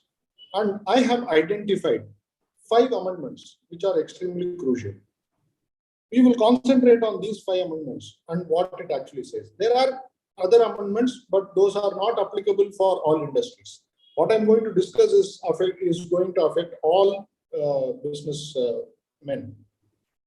The first of it, I would like to discuss on the amendment made to section 14 capital A of the Income Tax Act, which deals with disallowance of expenses which are relatable to earning an exempt income. This has been a much debated topic. We know there are so many cases already on this, including the decision of the Madras High Court in Mark, etc. What happens is, let us take an example of dividend. So I'm making an investment in the shares of a company, I earn dividend, and we all know that dividend is an exempt income. I invest in the year, let us say 2023-24. I invest in some shares. But in that year, the company has not declared any dividend at all. You make investments. For making the investments, you incur certain expenses, let us say. There will be expenses which are directly attributable to making the investment. There can be expenses which are common, like your security, who is standing outside the office building, etc., rent, etc. So there can be common, there can be expenses which are directly attributable to raising the income for making that investment.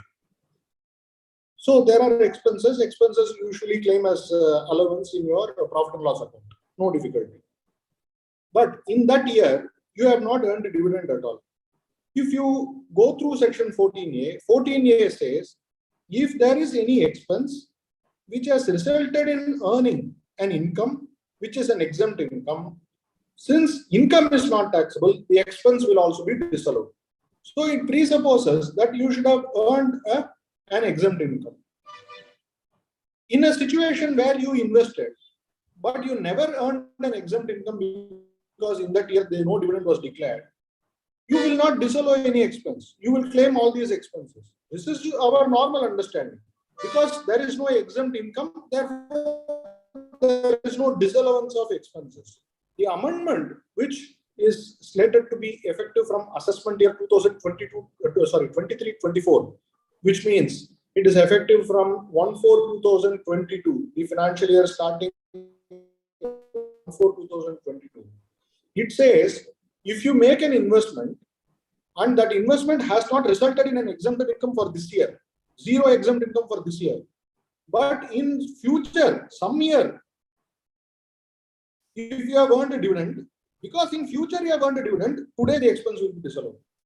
I do not know how you will be able to know it. So you make investments. There are companies who never declare dividend also. Suppose the company has not declared dividend for the past 15 years and you invest in that. And then for the next 15 years also, they don't declare dividend. In the 16th year, say in 2040, they declare dividend. Because of that, all these 15 years, your expenses should be disallowed. How do we know this? This is becoming a huge problem, but this is what the amendment says. The amendment gives a simple illustration. Illustration is always simple. What they pick as an illustration. They say that this year you may not earn an exempt income, but in the next year or subsequent years, if you earn an exempt income, then also you should disallow the expense for this year itself. This is what the amendment says. So this year I make an investment of 1 crore rupees, for which I incur an expenses of, let us say, 1 lakh rupees. I don't earn dividend income. So this 1 lakh you would claim as expense. But in 2025-26, a dividend is declared. That dividend was declared because of investment made in this year. Therefore, this year also you have to disallow whatever expense you have incurred. This is what the law says. And it says we are only clarifying this was always the position.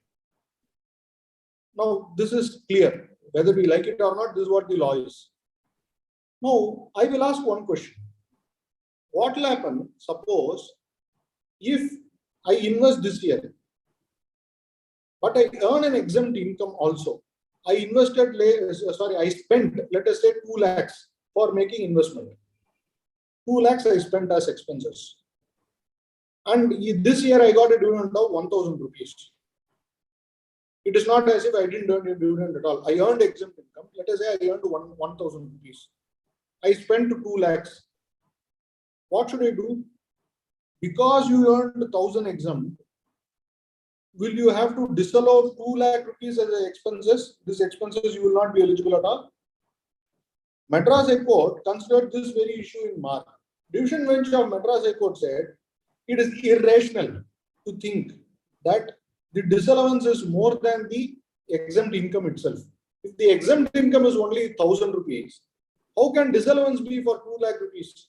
So the court said you have to restrict the disallowance also to the amount of income which you earn, which is exempt. So they say that even if you spent 2 lakhs, your disallowance cannot be more than 1,000. So 1,000 is the exempt income.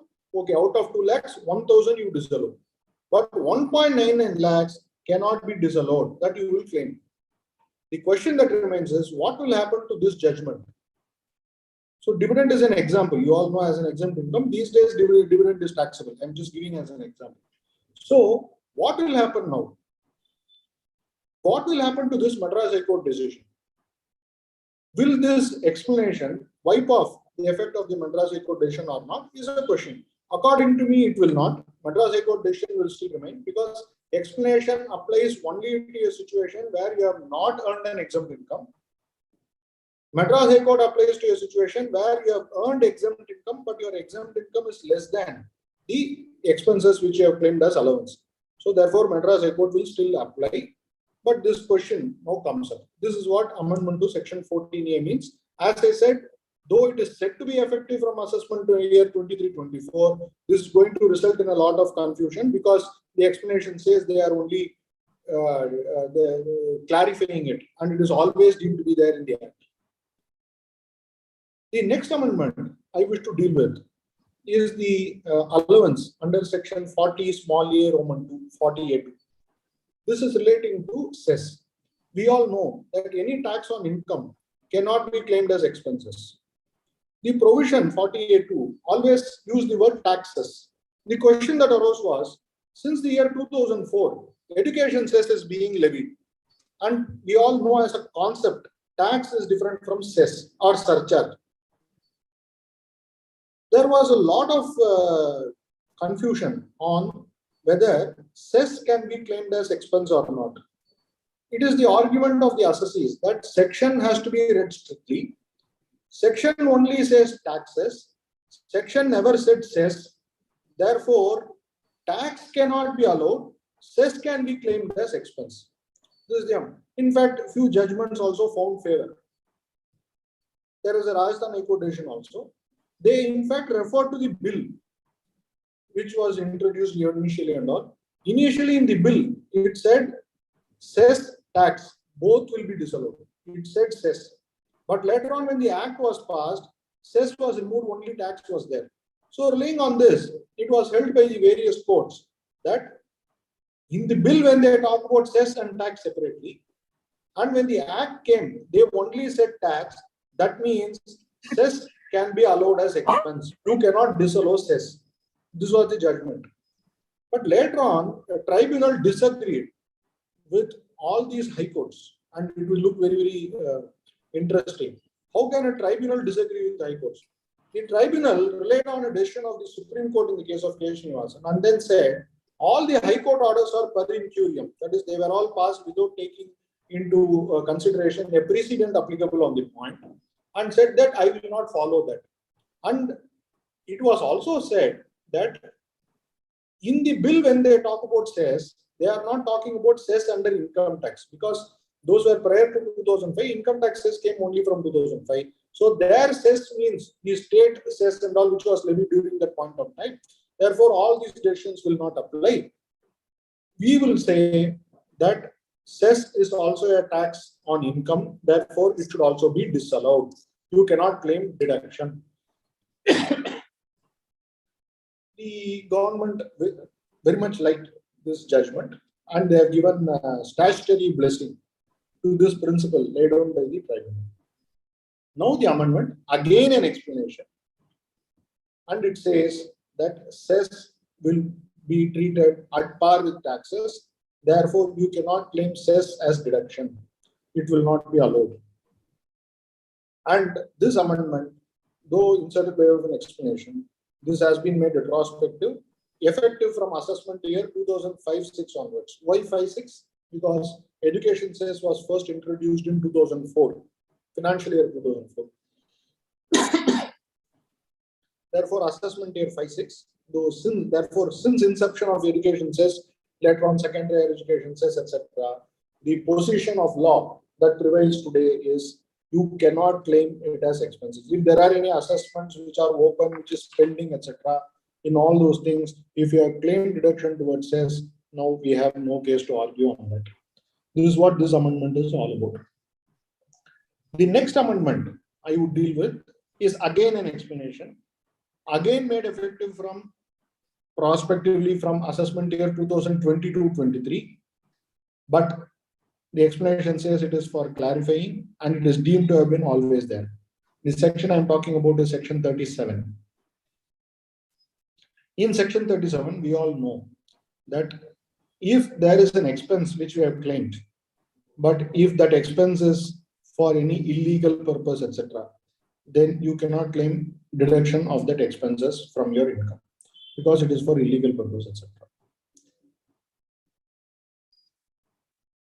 There certain questions came up with respect to the medical industry, where you know that some doctors are incentivized by certain distributors and manufacturers, etc. And they are given certain goodies. They are taken on travel tour, foreign tour, etc. So many benefits are given to doctors. For most part of it, we all saw it as part of business, but the medical council saw it differently. They said that doctors should not accept such kind of goodies from all these manufacturers, etc. They said it is not proper to accept all these things. It is unethical, is what they said. Some rules were also brought in. The question is, where such payouts are made to doctors and others, can the companies claim it as expenses in their books? Disputes cropped up. Department took the view that these payments are not supposed to be made. These are not illegal. These are against the rules, etc. under the Indian Medical Association. Therefore, council. Therefore, this cannot be claimed as expense. There are other line of cases which says that all those regulations are applicable for doctors. They are not applicable for manufacturers. So therefore, you cannot say it is illegal insofar as the manufacturers and other companies are concerned. Those ethics, etc., will apply to doctors, but the expense here is claimed not by doctors, but by the companies. Therefore, those are not applicable. So there were different views. Now, the explanation has been brought in to plug this situation and also a few more situations. That is, wherever there is an expense met out by a company which is not as per law or against any rules framed by any institution, or if it is prohibited by law, then that payment cannot be claimed as expenses at all. It is disallowed under section 37. And when we are talking about law, it is not just the Indian law. Even if it is prohibited under law of any other country, still there will be disallowance. It's not just the Indian law. If you pay to some doctor in US, but the US law says it cannot be, or if you pay to some insurance company, or insurance company pays to some automobile dealer, etc. All these cases, as per this provision, you cannot claim expense at all. And this again has been inserted, though from assessment year 22-23, this has the effect of being applied retrospectively as well. This is again a very dangerous provision. The next provision I want to deal with is on the TDS provision with respect to certain perquisites which are given. When I'm talking about perquisites, I'm not talking only about section 17 and salary, etc. Whatever is given in addition to consideration, etc., that is called as the perquisite here. And any perquisites which is paid in cash or in kind, whichever way it is, under section 194R, a TDS of 10% is introduced. There is a confusion on what is going to be the effective date for this, because the memorandum says it is effective from 1st July 2022. The Finance Act is silent about it, which means it may be effective only from the date of enactment. Because it is a TDS provision, we don't go by the assessment year principle. So let us assume that in the Act, when it comes, they correct all these things. So it is effective from 1st July 2022 as per the memorandum. So whenever any perquisites are given, any gifts are given, or whatever name it is given to somebody in the course of business, etc., then the person who is giving it should deduct a TDS of 10% and he should deposit. It is easy if you are paying, let us say if 100 rupees is given, you are paying 20 in cash, 80 in kind. So out of 20, you will deduct 10 and pay to the government. It is easy. But what will happen if you are giving entirely in kind? That is a perquisite. Then you are not paying any amount at all. Then how will you pay the TDS? How will you deduct the TDS? For this, the provision very, very ambiguously states that you will ensure that the tax is paid by the other person. So it only says you will ensure that the tax is paid. So this again is leaving a lot of room for confusion, and maybe some clarification should come. So as the law stands, whenever you are paying any perquisites to any person, be it in the course of business, profession, whatever, you will deduct TDS of 10% if it is cash.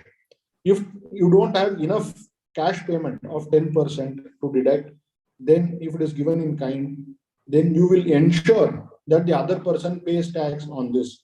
How you will ensure? Whether you will get the challan from him, whether you will get a declaration from him, are there going to be any rules on this? We do not know as on date. The law only says you will ensure that the other person pays tax. What will happen if you don't ensure? Will you recover it from me? Because TDS obligation is only 10%.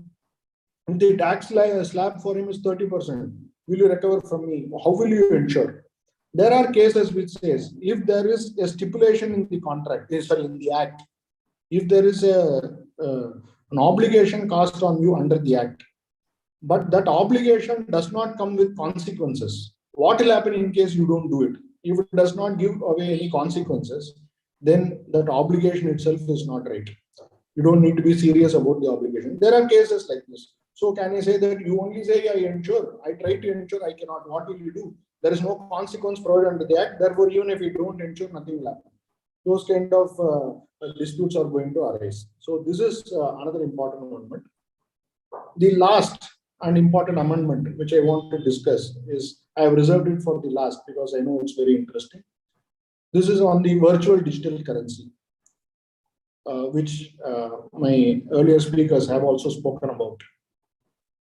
This is effective from the assessment year 23-24. There are a couple of amendments made in the law. The first amendment is they have inserted a provision called section 115 BBH. This says for all income which is earned by way of transfer of cryptocurrencies, you will be paying a flat rate of 30%. 30%. 30% on profits. How do you determine profit? Is you will take the sale value. The only deduction you are allowed is the cost of acquisition. What is cost of acquisition? Definition is not available. And please remember, I'm not saying it is capital gains, business income, etc. All these things, it will have to be determined in your hands. Whether you are stocking the cryptocurrencies or NFTs, non-fungible tokens, or whether you are treating it as a capital asset.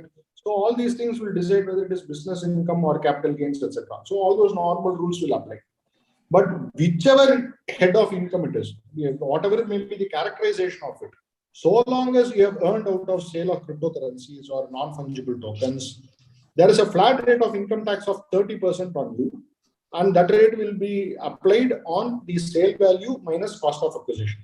So whether the cost of acquisition is your purchase cost, or can you add the commission which you pay to the exchanges, crypto exchanges, etc. All these things have to be seen. According to me, when we say cost of acquisition, it is not just the purchase cost. Whatever cost that directly goes into the procurement, all those things will be included in the cost of acquisitions. But we need to wait and watch how it is to be said. So far, so good. It says 30%. Okay, it could have been less, but it says 30%. That is one. The other important part is, there is no set-off facility at all. That is, if you have incurred loss through sale of crypto assets, that loss you cannot set it off against other income. So if you have a loss in your normal business, a profit in your normal business, but in the crypto business you have a loss, usually intra-head adjustment is possible. Other than speculation income, intra-head adjustment is allowable. But for crypto alone, it will be kept separate. Crypto loss cannot be adjusted, set off against other losses. And this loss, you cannot carry forward also. You may think that this year I lost on sale of Bitcoin. Next year I will profit. You may think so. But if you go to next year, this loss you cannot carry forward also. So insofar as cryptocurrencies are concerned, your loss is a loss. That's all, it is gone. It cannot be adjusted anywhere. Similarly, loss in your other business cannot be set off against profit in crypto also. So both ways it is prohibited. Your crypto has to be in a tight compartment, uninfluenced by your other businesses. Normal business loss or normal any loss cannot be adjusted against crypto profits. Crypto loss cannot be adjusted against any other profits.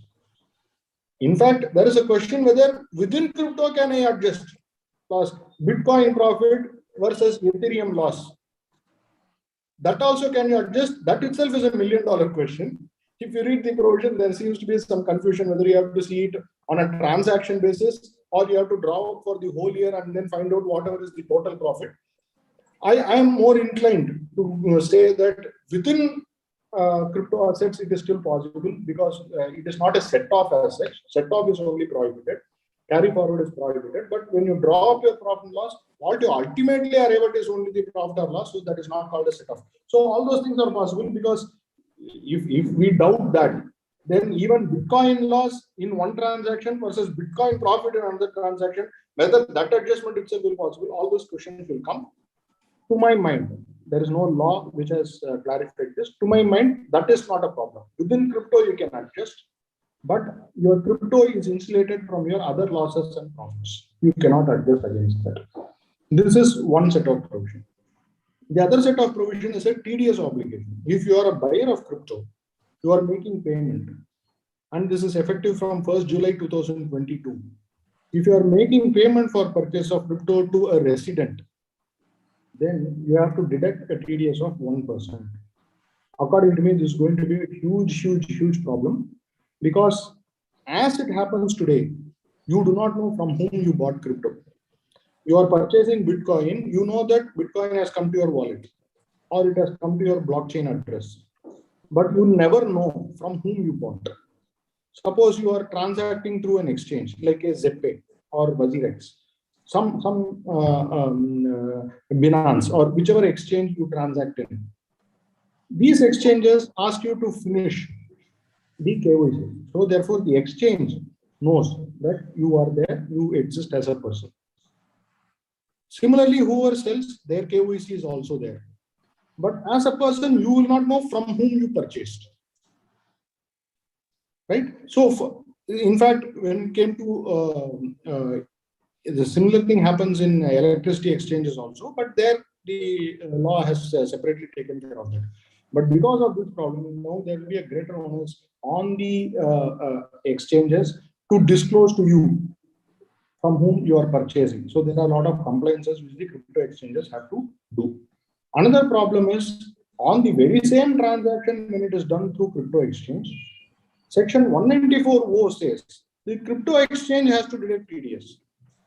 So for one sale happening through an exchange, crypto exchange will deduct TDS under 194(o) and the buyer will deduct TDS under 194(o).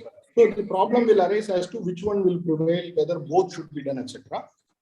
The proposed amendment says 194(s) will prevail over 194(o). Therefore, the buyer has to deduct, and this will prevail over other things. So these are all the changes. There are so many other changes also, like we talk about the dividend and bonus stripping, or the successor entity goodwill, it has become non-depreciable asset, and then you recharacterize what will happen. So there are a lot of things. 148 itself has undergone some amendments, faceless assessments, they're all there. But all are small changes, may have ramifications, but there are too many in number for us to discuss in detail. As Mr. Vaiteswaran also was hinting when we were starting, that what is the treatment of crypto insofar as the GST is concerned is still unclear. There are different schools of thoughts to say that all of us know that it is intangible. All of us have no doubt about that.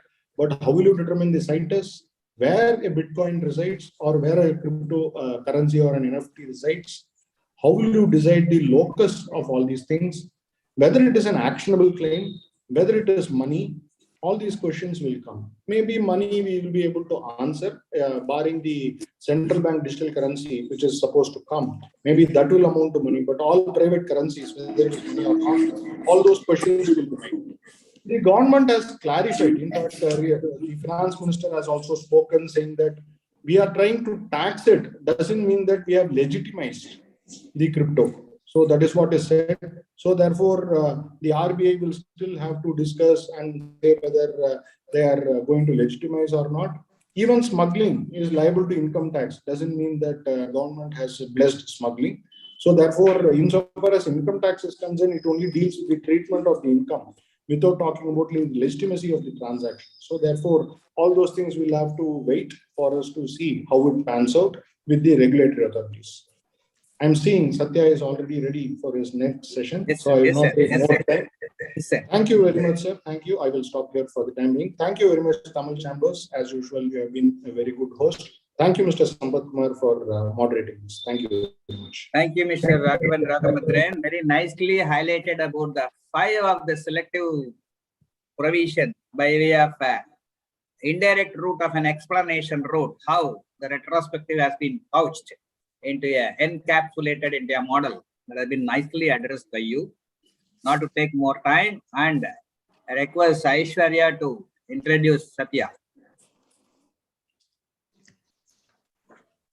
Mr. M. Satya Kumar, LLB, ACA, ACMA, CS, famously known as Satya, is the recipient of prestigious National Youth Icon Award and Changemaker Award. He is an accomplished entrepreneur, public speaker, mentor, and ardent follower of His Holiness, the 14th Dalai Lama. Mr. Satya is the CEO and founder of Tycoon Plus. Aishwarya is a old profile. This is an old profile. I'll introduce myself, not Aishwarya. It's a very old profile. Go ahead, Satya. Yes, sir, go ahead. Thank you. Thank you. So, thank you, Sampath sir. It's always a great pleasure to speak in Tamil Chamber of Commerce. And my wishes to Choranachiyar for doing a wonderful job in Tamil Chamber of Commerce year on year, a good and vibrant budget session.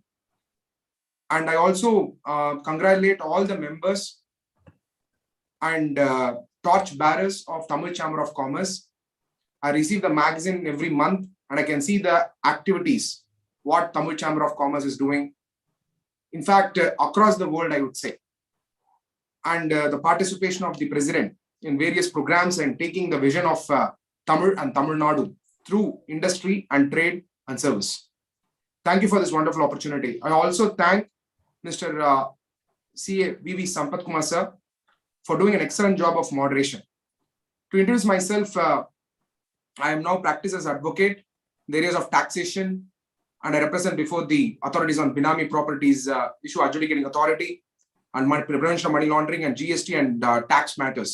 I'm also the visiting professor of Jawaharlal Nehru University. I recently completed my doctorate in taxation from a joint collaboration of the research with SRM and Columbia University. Thank you so much for wonderful opportunity. And I thank the organizers for doing this program at a right time, in spite of the COVID-19 times and restrictions we have with respect to the face-to-face session. My dear members and participants and people who are following this session, you have seen me speaking about the budget for many years. There are in fact many members who messaged me as to see what is my opinion about the budget. And many members would have seen my opinion the last 2 days in various televisions and radio channels and articles. This budget is clearly a monumental destruction to the economy. I see the professionals are praising about it. I see papers writing great thing about it.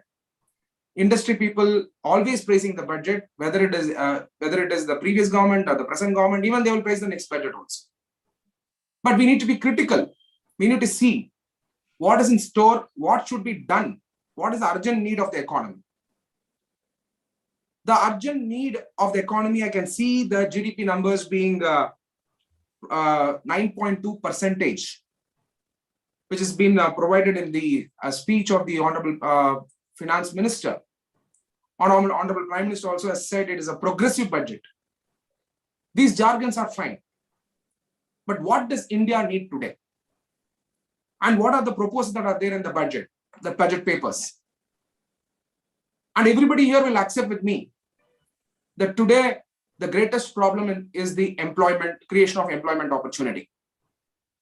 You would have seen great depression happening. You would have seen crisis happening in the financial sector. What we see in the last 9 months is a great resignation happening in the industry. You will see that the per capita income will go down in the days to come. Take it from me. Economy, maybe at the macro level, they may provide a very attractive numbers. Go and check your budget at your home. Go and check your neighbor's budget at your home. What is the purchasing capacity? What is the investment they are making? What is the saving they are making? Do a survey with 10 to 15 people around you, and you will see that their lifestyle have not increased in the past 3 years. Because the important factor that is actually affecting each one of us is inflation, price rise. You go and ask a carpenter today, he will say, so with the same money we cannot buy. Earlier, let's assume for 10,000 rupees, would have been buying 3 or 4 plywoods, Sharon or kit ply. But today, if you give 10,000 rupees, he will not be able to buy more than 2 plywoods. What does it mean? It means there's a skyrocketing inflation. What is that the government is failing? The government is failing in 2 fronts. 1 is the monetary policy. 2 is the fiscal policy. If you see, the both has to be aligned to each other to see to that inflation comes down. Along with the inflation, there's going to be stagflation. The shortage is going to happen because inflation has shot up, and now people are not going to have purchasing capacity. And on this demand side, you will find that the demand will come down. The supply might increase, but demand will come down, and you'll see the country is going to have a crisis in the days to come. How do we rectify this crisis? What is that new economy that is emerging? The new economy that is emerging now in India is the gig economy and creator economy and influencer economy. What is the expectation? If you see in the last 15 days, there were many expectations which was put on by the professionals, learned professionals, chartered accountants, chamber members, industry leaders, political leaders, influencers, professors, and all these expectations, at least 2 or 3 should have come true. You will see that none of these expectations are fulfilled by the government. I can tell you with full conviction, you can go and check every expectation which was there reported in the paper. You may think that I'm sounding so radical, but it is a fact of the matter. I'm not worried about 25 years vision of the government. What I'm worried about, what is that benefit I got after 1.5 hours speech of the finance minister? You will see nothing. The middle class people, the salaried people did not get anything other than a Mahabharata quote, which I'm least bothered in the budget paper. Now, what is that I'm trying to say here? Let me explain the problem of the country and then explain, see what they have given in the budget and explain that are the new trends, what's happening. What is it the government trying to do? First is the gig economy and the creator economy. Today, millions of youths are working in the gig economy and the creator economy. It's a great opportunity for India. But the question is, you find when you travel in the ECR, you go to ECR or any of the roads, in the night time, you see a youngster with an orange colored t-shirt or any of the branded application like Swiggy or Zomato. They're all sitting on a two-wheeler with a helmet, with a bag. Do they have a social security? Do they have a PF cover? Do they have a pension in the future? Each day they're spending the time in their workforce. What is the step the government took to regularize or organize this sector? Absolutely nil. Do you think these enterprises are difficult to run? For running Swiggy or Uber or Ola, it is not difficult to run. Government can very well come out with a policy to say, we will co-create with you. Look at, for example, Malaysia. There is an application called Grab. That Grab taxi, it is not a private owned enterprise. It is a government controlled enterprise where Malaysian government has floated a SPV. Through the SPV, they are controlling that application. And after all, for a government, it takes small infrastructure to manage this service. It is not like a huge investment like public sector undertaking. Why can't the government venture into this kind of new sundry sectors? I'm not asking them to manage business. I'm trying to say the government should regularize and organize this segment. That's what I'm trying to say. I'm worried about the youth who are standing on the road because they don't have PF or pension. Today, even person, let me come to the second part of discussion. When Honorable Finance Minister came to Chennai, I gave a small note in support of the senior citizens. Today, what is the problem of a senior citizen in India? Today, people are working hard. I work hard today. Every time I work hard, 18 hours or 20 hours, analyzing a law and working for a client, yes, I get a fee. But I have a fear of the future. Fear of the future to an extent where if I'm in Canada or America, the American government and Canada government will take care of me with a social security program. The hospital is free, education is free.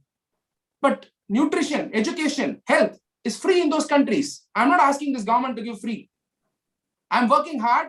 I'm only asking the interest rate to be high for my fixed deposit. I'm only asking interest rate to be high for my fixed deposit. Today, a senior citizen, if he's depositing money in the bank, what is the interest rate is getting?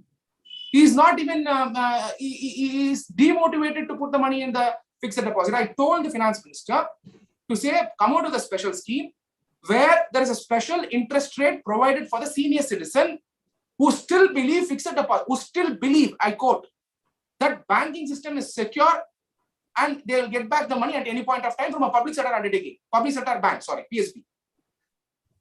This does not require great wisdom and economists from America or top economic schools to actually work in India. This basic wisdom has to be there for the government.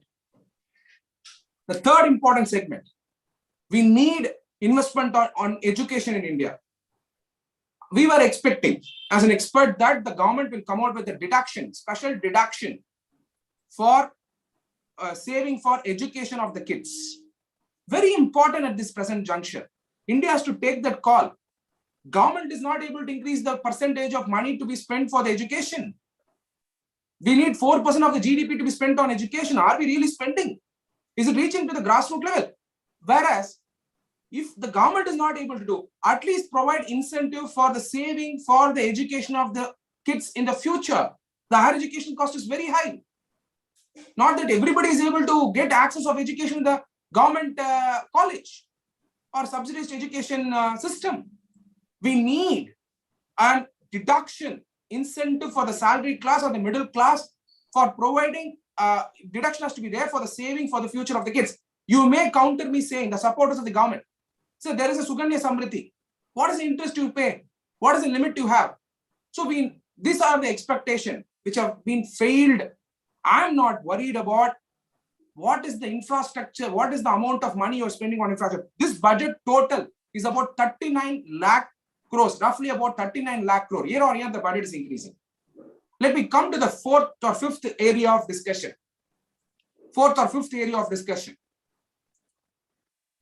The most important thing to be noted, and I'm very sorry to say, in the parliament, the legislators were all applauding when the finance minister said that the GST collection is increasing.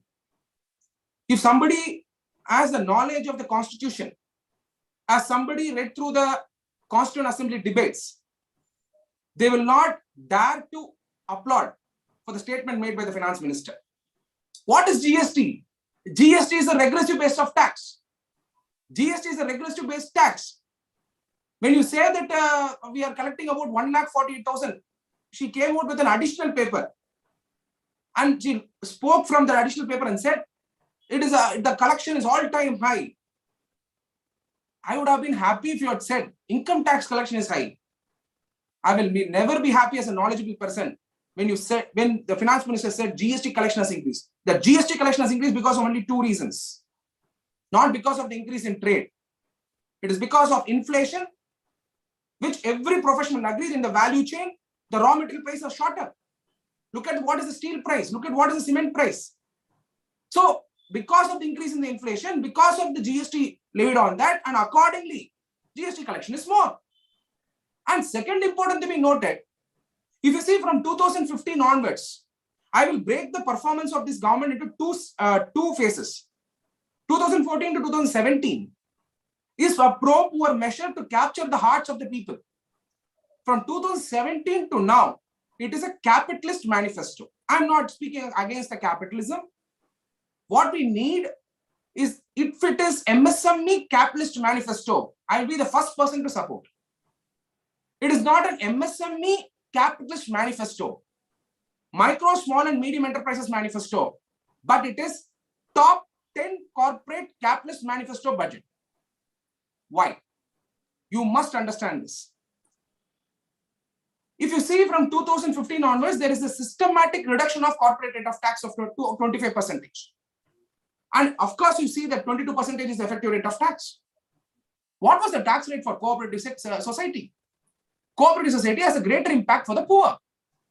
It took for the government from 2015 to 2022 to reduce the tax rate for cooperative society. You can see all the views wherever I've been presenting, I've been consistently saying that cooperative society has to be provided reduced rate of tax. They have reduced the rate only in this current budget along with the surcharge. And this is not enough for a cooperative society.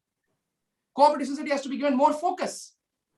We need to look at startups, that is sustainable products which are working with in the cooperative segment or structure, to be provided with a more tax incentive and tax concession and tax holiday. This is a very, very important point to be noted. You can go and ask any professional. Cooperative society can have a greater impact on a sustainable product. See, for example, I want to work on a dairy segment. I want to work on a honeybee, I want to develop a product related to honey. I want to work with the tribal people.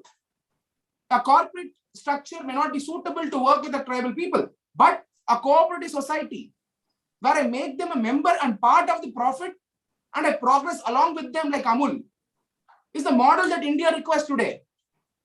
We should have a vision to support these kind of sectors. Okay, these are all what the government should have done, what they should have thought through. This does not require American economist, or the economists who are educated from a top colleges? Because I'm not saying this. Varghese Kurian, who are one of the transformation leaders in the rural India, who was leading Amul, he said, India can only transform when you have a finance minister who is from a rural area. Are we ready to have a finance minister from the rural area, who have the empathy factor for the people who are from agriculture sector? 42%. Why rural India? Why should there be a finance minister from the rural India? 42% of workforce today is from in the agriculture, which is contributing lesser GDP. We need to find alternative career options, or we should make the farming income more progressive in the days to come. In fact, the commitment of the Prime Minister and the finance minister in the last 2 years to 3 years before, if you see, doubling the farmers' income by 2022. What happened to that commitment? What happened to the commitment is my question. In fact, I was spoken in the same Tamil Chamber of Commerce. Definitely the President Soranachia herself will remember. I was supporting this doubling the farmers' income. Today I take back, because I have the guts to take back the statement. 2022 has come, we have not doubled the farmers' income. How do we double the farmers' income? MSP should have increased. MSP should have got increased. Minimum selling price should have got increased, that they have not done. It's an easy way to double the farmers' income, right? Coming back to the proposal of the budgets, let me first discuss about taxation of the cryptocurrency. The experts who spoke before me spoke about it, but I have a different perspective to the taxation of the cryptocurrency. Point number one, just because the income tax department is levying tax on cryptocurrency and virtual digital assets, that does not provide the legality of the cryptocurrency. The Indian government has not come out with a declaration to say cryptocurrency is legal. Indian government, just the way it taxes the smuggled product, just the way they search under the income tax and tax the money, tax the income which is not disclosed to the income tax department, even though it is illegal. Just the way the cash which is found in the during the course of such is taxed by the income tax department. Income tax department is saying, we don't know cryptocurrency. We have not declared the cryptocurrency as legal. But if you make money in cryptocurrency, it could be through speculation, it could be through trading, it could be through a transaction, in whatever form, that is taxed at 30%. That is taxed at 30%. It is virtual digital assets. Very, very important point to be noted. Then what does it involve? Other than cryptocurrency, if it is specifically cryptocurrency, they have told cryptocurrency, no. But what is included under the digital virtual digital assets is even NFTs. NFTs have become a trend today. Non-fungible tokens has become a trend today. In fact, many people are asking how to treat this. For example, digital signature certificate you buy today, for which GST is levied. Sampath Kumar sir is there, he will agree. GST is levied on a value chain. The income tax is levied on the cryptocurrency and virtual digital assets now. To bring in GST, the budget cannot answer that. They will convene GST council now. And in the GST council, you will see that the GST council will take a call in lines of Singapore GST to tax the digital virtual assets. NFT in Singapore, NFT is taxed. It is under GST. And what is GST all about in a value chain? GST has to be levied. Now the confusion is whether good or service, but there is a supply. So just the way digital certificate, digital signature certificate, even though it is a service element, but still if there is a token offered, you treat it as a good. Net fungible token also, it's a virtual token. So there is an element of GST will get introduced for sure. So there is an income tax which is levied now, and you can see that the GST council will come out with an announcement shortly at any point of time. So, but however, just because GST is levied, just because income tax is levied, that does not guarantee, and it is not a call of the government to say cryptocurrency is legal. Still, the government has to declare cryptocurrency is legal, because in 2016-17, 2017-18, if I may remember, there is a clear statement by late Sri Arun Jaitley ji, who has made a clear statement in the budget paper, until the government declares Bitcoin will not be a legal tender. Bitcoin will not be legal tender. What is Bitcoin, cryptocurrency, and blockchain? Crypto is a technology. Blockchain is a technology. Bitcoin is one of the product of blockchain and crypto. Land records can be brought under the blockchain and crypto. If you see, the Reserve Bank of India has come out with a clear, when they made an announcement, the Reserve Bank of India will come out with the digital currency by 2023. They did not say cryptocurrency. They did not want the people to be misguided. That's the point. What is digital currency? Digital currency is also cryptocurrency only. But the digital currency, maybe they may provide some name to it. Some Arjuna, Sita, or some name they will provide. Like Beam app. Just the way they have brought Beam app, they will say some name will be provided to the currency. Kubera, something like that. Some name will be provided to the cryptocurrency, and that is until that time they will be calling it as a digital currency. And how this is going to evolve? The taxation has got introduced. GST also will eventually come to the cryptocurrency. Now the point is, how are we going to manage the transition to the cryptocurrency? Today we have an income inequality, and if all these currency and digital things are going to happen, there is going to be digital divide.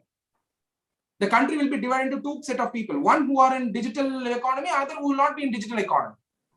Today we have a COVID certificate released. QR code itself is not working, and we are talking about digital currency. So there need to be a systematic approach to be followed by the government. Otherwise, this will become a monumental destruction of the economy. Beyond all these things, I also would like to discuss about two other important things and close the session. The point relating to micro, small, and medium enterprises. First is the micro, because many of the members here are all part of the micro, mostly are part of the micro, small, and medium enterprises. Government of India believes, if I say micro, small, and medium enterprises, they think, maybe looking at the policy, they think the micro, small, and medium enterprises will operate in corporate structure. If you see the tax rate for micro, small, and medium enterprises as the category, based on the category, the concessional rate of tax is applicable to the MSME only if they are in corporate structure. There are millions of MSMEs who are in sole proprietorship and partnership. For them, the tax rates are not rationalized. Today, you do a survey in Ambattur, you do a survey in Sriperumbudur. I am getting into the grassroots level issue and ask them in what structure they are operating. You will see many of them will be operating in sole proprietorship or partnership. They will not generally go to LLP, they will straight go to company form of organization. How many companies are there in MSME and how many companies are there in sole proprietorship and partnership? This sole proprietorship based MSME and partnership based MSMEs has to be provided tax cut, tax concession. Did the government provide? Why is the government not favoring them? Now conveniently you ask them to register for MSME Udyog Aadhar. With that only they can get loan. Now the question is, why should they get registered? To pay more taxes or to get more incentive? If you want to really blossom the spirit of entrepreneurship, the people who are doing business should not be afraid of the government, but rather they should love the government. Today, people, moment they register for MSME Udyog Aadhar, they don't know what notice they will get from the income tax, what notice they will get from the GST. And you may say the GST turnover exemption is there and they can avail it until they achieve certain turnover. But most of the corporates compel even a small time, a startup to register for GST because for the benefit of the input tax credit. Nothing wrong. It is definitely needed. It will bring cost efficiency. We don't deny that fact. But what is the compliance burden? You should think about it. When a startup comes out with a new product, every day he has to see what is the compliance. He has to go and sit in the advocate's office or chartered accountant's office. And I am for the professional, but at the same time, I also know the pain of the business people. So the compliance cost is increasing. So considering it, MSMEs, they are given some structural transformation. But the most important thing needed for MSME today, if somebody is coming at the GST net, there are two important changes to be brought for them. One, the NPA classification, 90 days. If they are not able to pay, they are classified as NPA. But whereas it should increase to 180 days. Point number one. Point number two, I saw one of the entrepreneurs was so happy in the month of January, he had made a turnover of about 4.5 crores.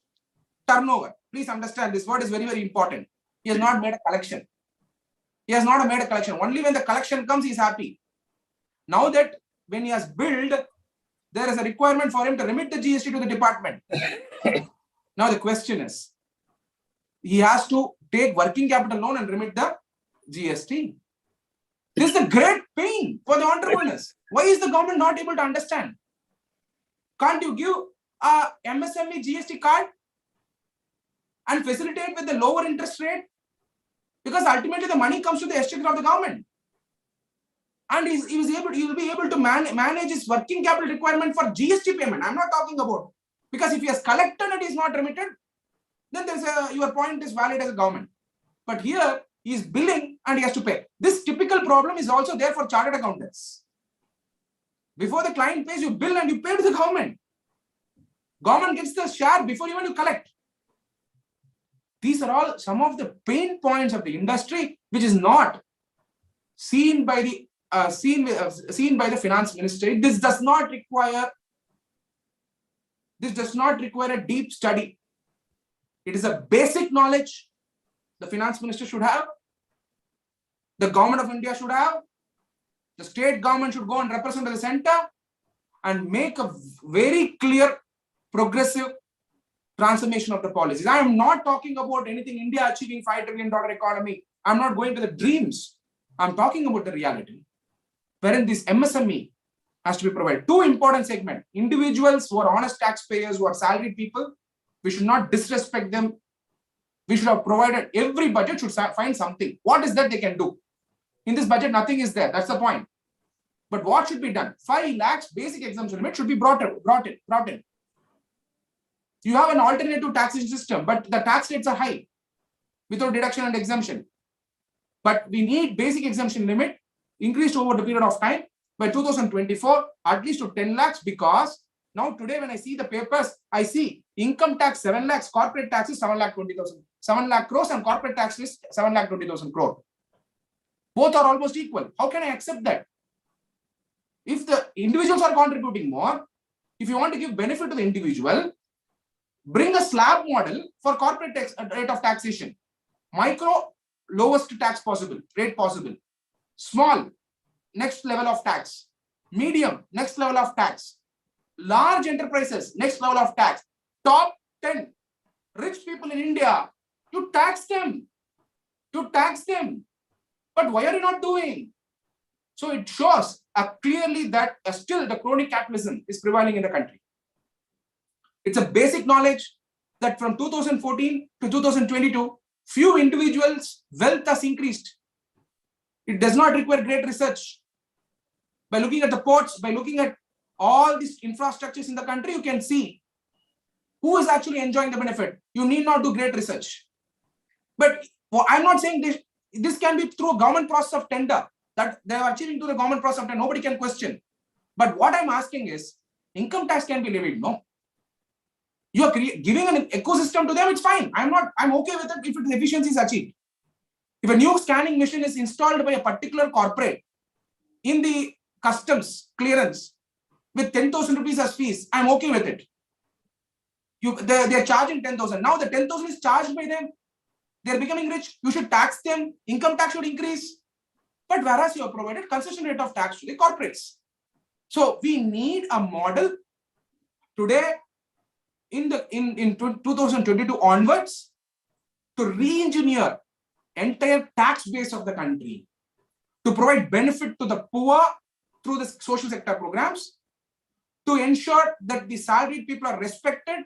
We should provide them, increase them the basic exemption limit, and to capture the new phase of digital transformation, we need to tax appropriately and properly. And finally, MSMEs has to be taxed with a proper corporate slab rates, corporate tax slab rates. Micro separate 10% probably, 12% probably, small at 20% probably, medium probably at 22%, and the large enterprises maybe at 30% or 35%. Top 10 corporates who are creating more wealth. For them, maybe you can tax at 45% also. What's wrong? We need to build the nation. So that is how you can ensure the income inequality goes away, the digital divide goes away. We provide access of education, nutrition, and healthcare to the people. It's a very testing time that India is undergoing. I'm not ready to believe any of these numbers, what they show every time. We are tired of these numbers. What we need is a grassroots level transformation. C.K. Prahalad, the great management guru, said, we need 500 cities in India, not just 4 or 6, 7 metro cities. We have to create alternate employment opportunity to about 750 districts in the country, and aspirational districts are about 155 aspirational districts are identified by the government of India. We need to see how do we productively move the people from the agriculture to more productive employment opportunity with the social security as the core idea. There are many more things I can speak on. I can even provide the threadbare analysis of every provision, because law is my passion and economics is my passion. I can do that for the members and enlighten. And you will see a different level of enlightenment altogether than the opinions that are prevailing in the paper. Because there is a necessity for everybody, there is a compulsion for everybody to praise the government. But whereas professionals like us have no compulsion, if it is good, we appreciate it. If it is nothing is there, we should say a realistic picture. And probably next year, if the government is going to come out with a more positive and good ideas or brought in, definitely we should appreciate. Only one thing calls for appreciation in the present budget is the reduction of tax rate for the cooperative society and creation of virtual university, 100 channels or whatever for the education. One more item, if I say, you will understand. We are selling Air India to Tata. Can you believe in the present budget there is 68,000 crore allocation for Air India? Does everybody do anybody know this? If you go through the fine print, you will understand. We are selling Air India to Tata. We should have bundled and sold it at whatever as is various basis. Will you put 68,000 crores and then sell it to the Tata? I'm asking a simple question. There is a second-hand vehicle in your home. Will you do all painting and put new tire and invest like the new thing and then sell that to at the same price to a corporate particular person? This is a basic thing. And that's all. On one side, there's building a port, and on the other side, they're selling the port. Asset monetization in the last budget. So this calls for a great wisdom. And Tamil Chamber of Commerce and Industry, started by the first finance minister of this country, has been a pioneer in critically analyzing the budget. What we miss is a face-to-face session and the vibrant speech of the president and his thoughts and his action, ever active. And I'm sure next year we'll have more critically analyzed budget in a face-to-face manner to do a threadbare analysis with thousands of people sitting. And I'm very sure we can bring these ideas on table, and we will definitely do. I'm very happy to see the president also as represented in the pre-budget memorandum actively along with the members and the experts of the chamber. This is my pragmatic view. Many people may not agree with this view, would not have expected me to speak with this kind of a critical analysis, but definitely we will see whether the government will deliver in the days to come. We need strong representation to make people to understand in the present government. When will the present government understand? When there is an opposition which is very strong, they will understand. The point is missing. Because of that, they are not able to understand. They think whatever they do is right. So we need a kind of a clear representation to the government to say what are the grassroots level problems, and Tamil Nadu should be a pioneer with respect to representation to the central government and the ministries with respect to transformation. And I'm sure we will be taking up in the days to come. Thank you so much. My heartfelt thanks to the president, to the members, to all the vibrant participants. And thank you so much to all the speakers here who made their points, which are very, very enlightening. Thank you so much. Thank you very much, Satya. You have got a very electrifying speech with a radical view, if I may permitted to say, of the entire critical analysis of various aspects of the budget, the grassroots level that should be looked into, quoted the famous economist, and the monumental destruction of the economy with which we started. Very electrifying, and we exceeded our overall time. We thought as per our plan to 5:30. Now it is more than 6:20. That's a kind of deliberation, and time was very less to each of the speakers. I saw in the chat box there were no queries. I request our Honorary Secretary Ravi Kumar David to propose the vote of thanks. Good evening, ladies and gentlemen. On behalf of the President of Tamil Chamber of Commerce, Mr. Chodanachia Rajasekhar, and on behalf of the Tamil Chamber of Commerce, it is my pleasant duty to propose the vote of thanks. And at the outset, I thank the President for his wonderful welcome address. In fact, he shared his observations on the Union budget in the Sun News yesterday, and many of you would have seen that. And I thank the speakers, the four speakers who are very familiar to us, Mr. M.R. Sivaraman, IAS retired, former Revenue Secretary, Government of India, and Mr. K. In fact, I must mention that last year we had the virtual meeting, and the year before last, we had the physical meeting at Hotel Ambassador Pallava on 3rd of February 2020. And I still remember he coming with the sling in his hand. He had fractured his hand. That is the interest Mr. M.R. Sivaraman has been taking year after year in participating in the webinar and the chamber analysis meeting, post-budget analysis meeting. And Mr. Vaidiswaran, a veteran advocate and tax consultant, he has been also participating consistently in our meetings. And Mr. Raghavan Rambardharan, executive partner, Lakshmi Kumaran and Sridharan attorneys, he has been very kind enough to participate this time. And Dr. M. Satyakumar, advocate, Madras High Court. At the outset, I would like to congratulate him for becoming a doctorate, getting his doctorate, PhD. Because last time I remember he was Mr. Satyakumar, now he's Dr. M. Satyakumar.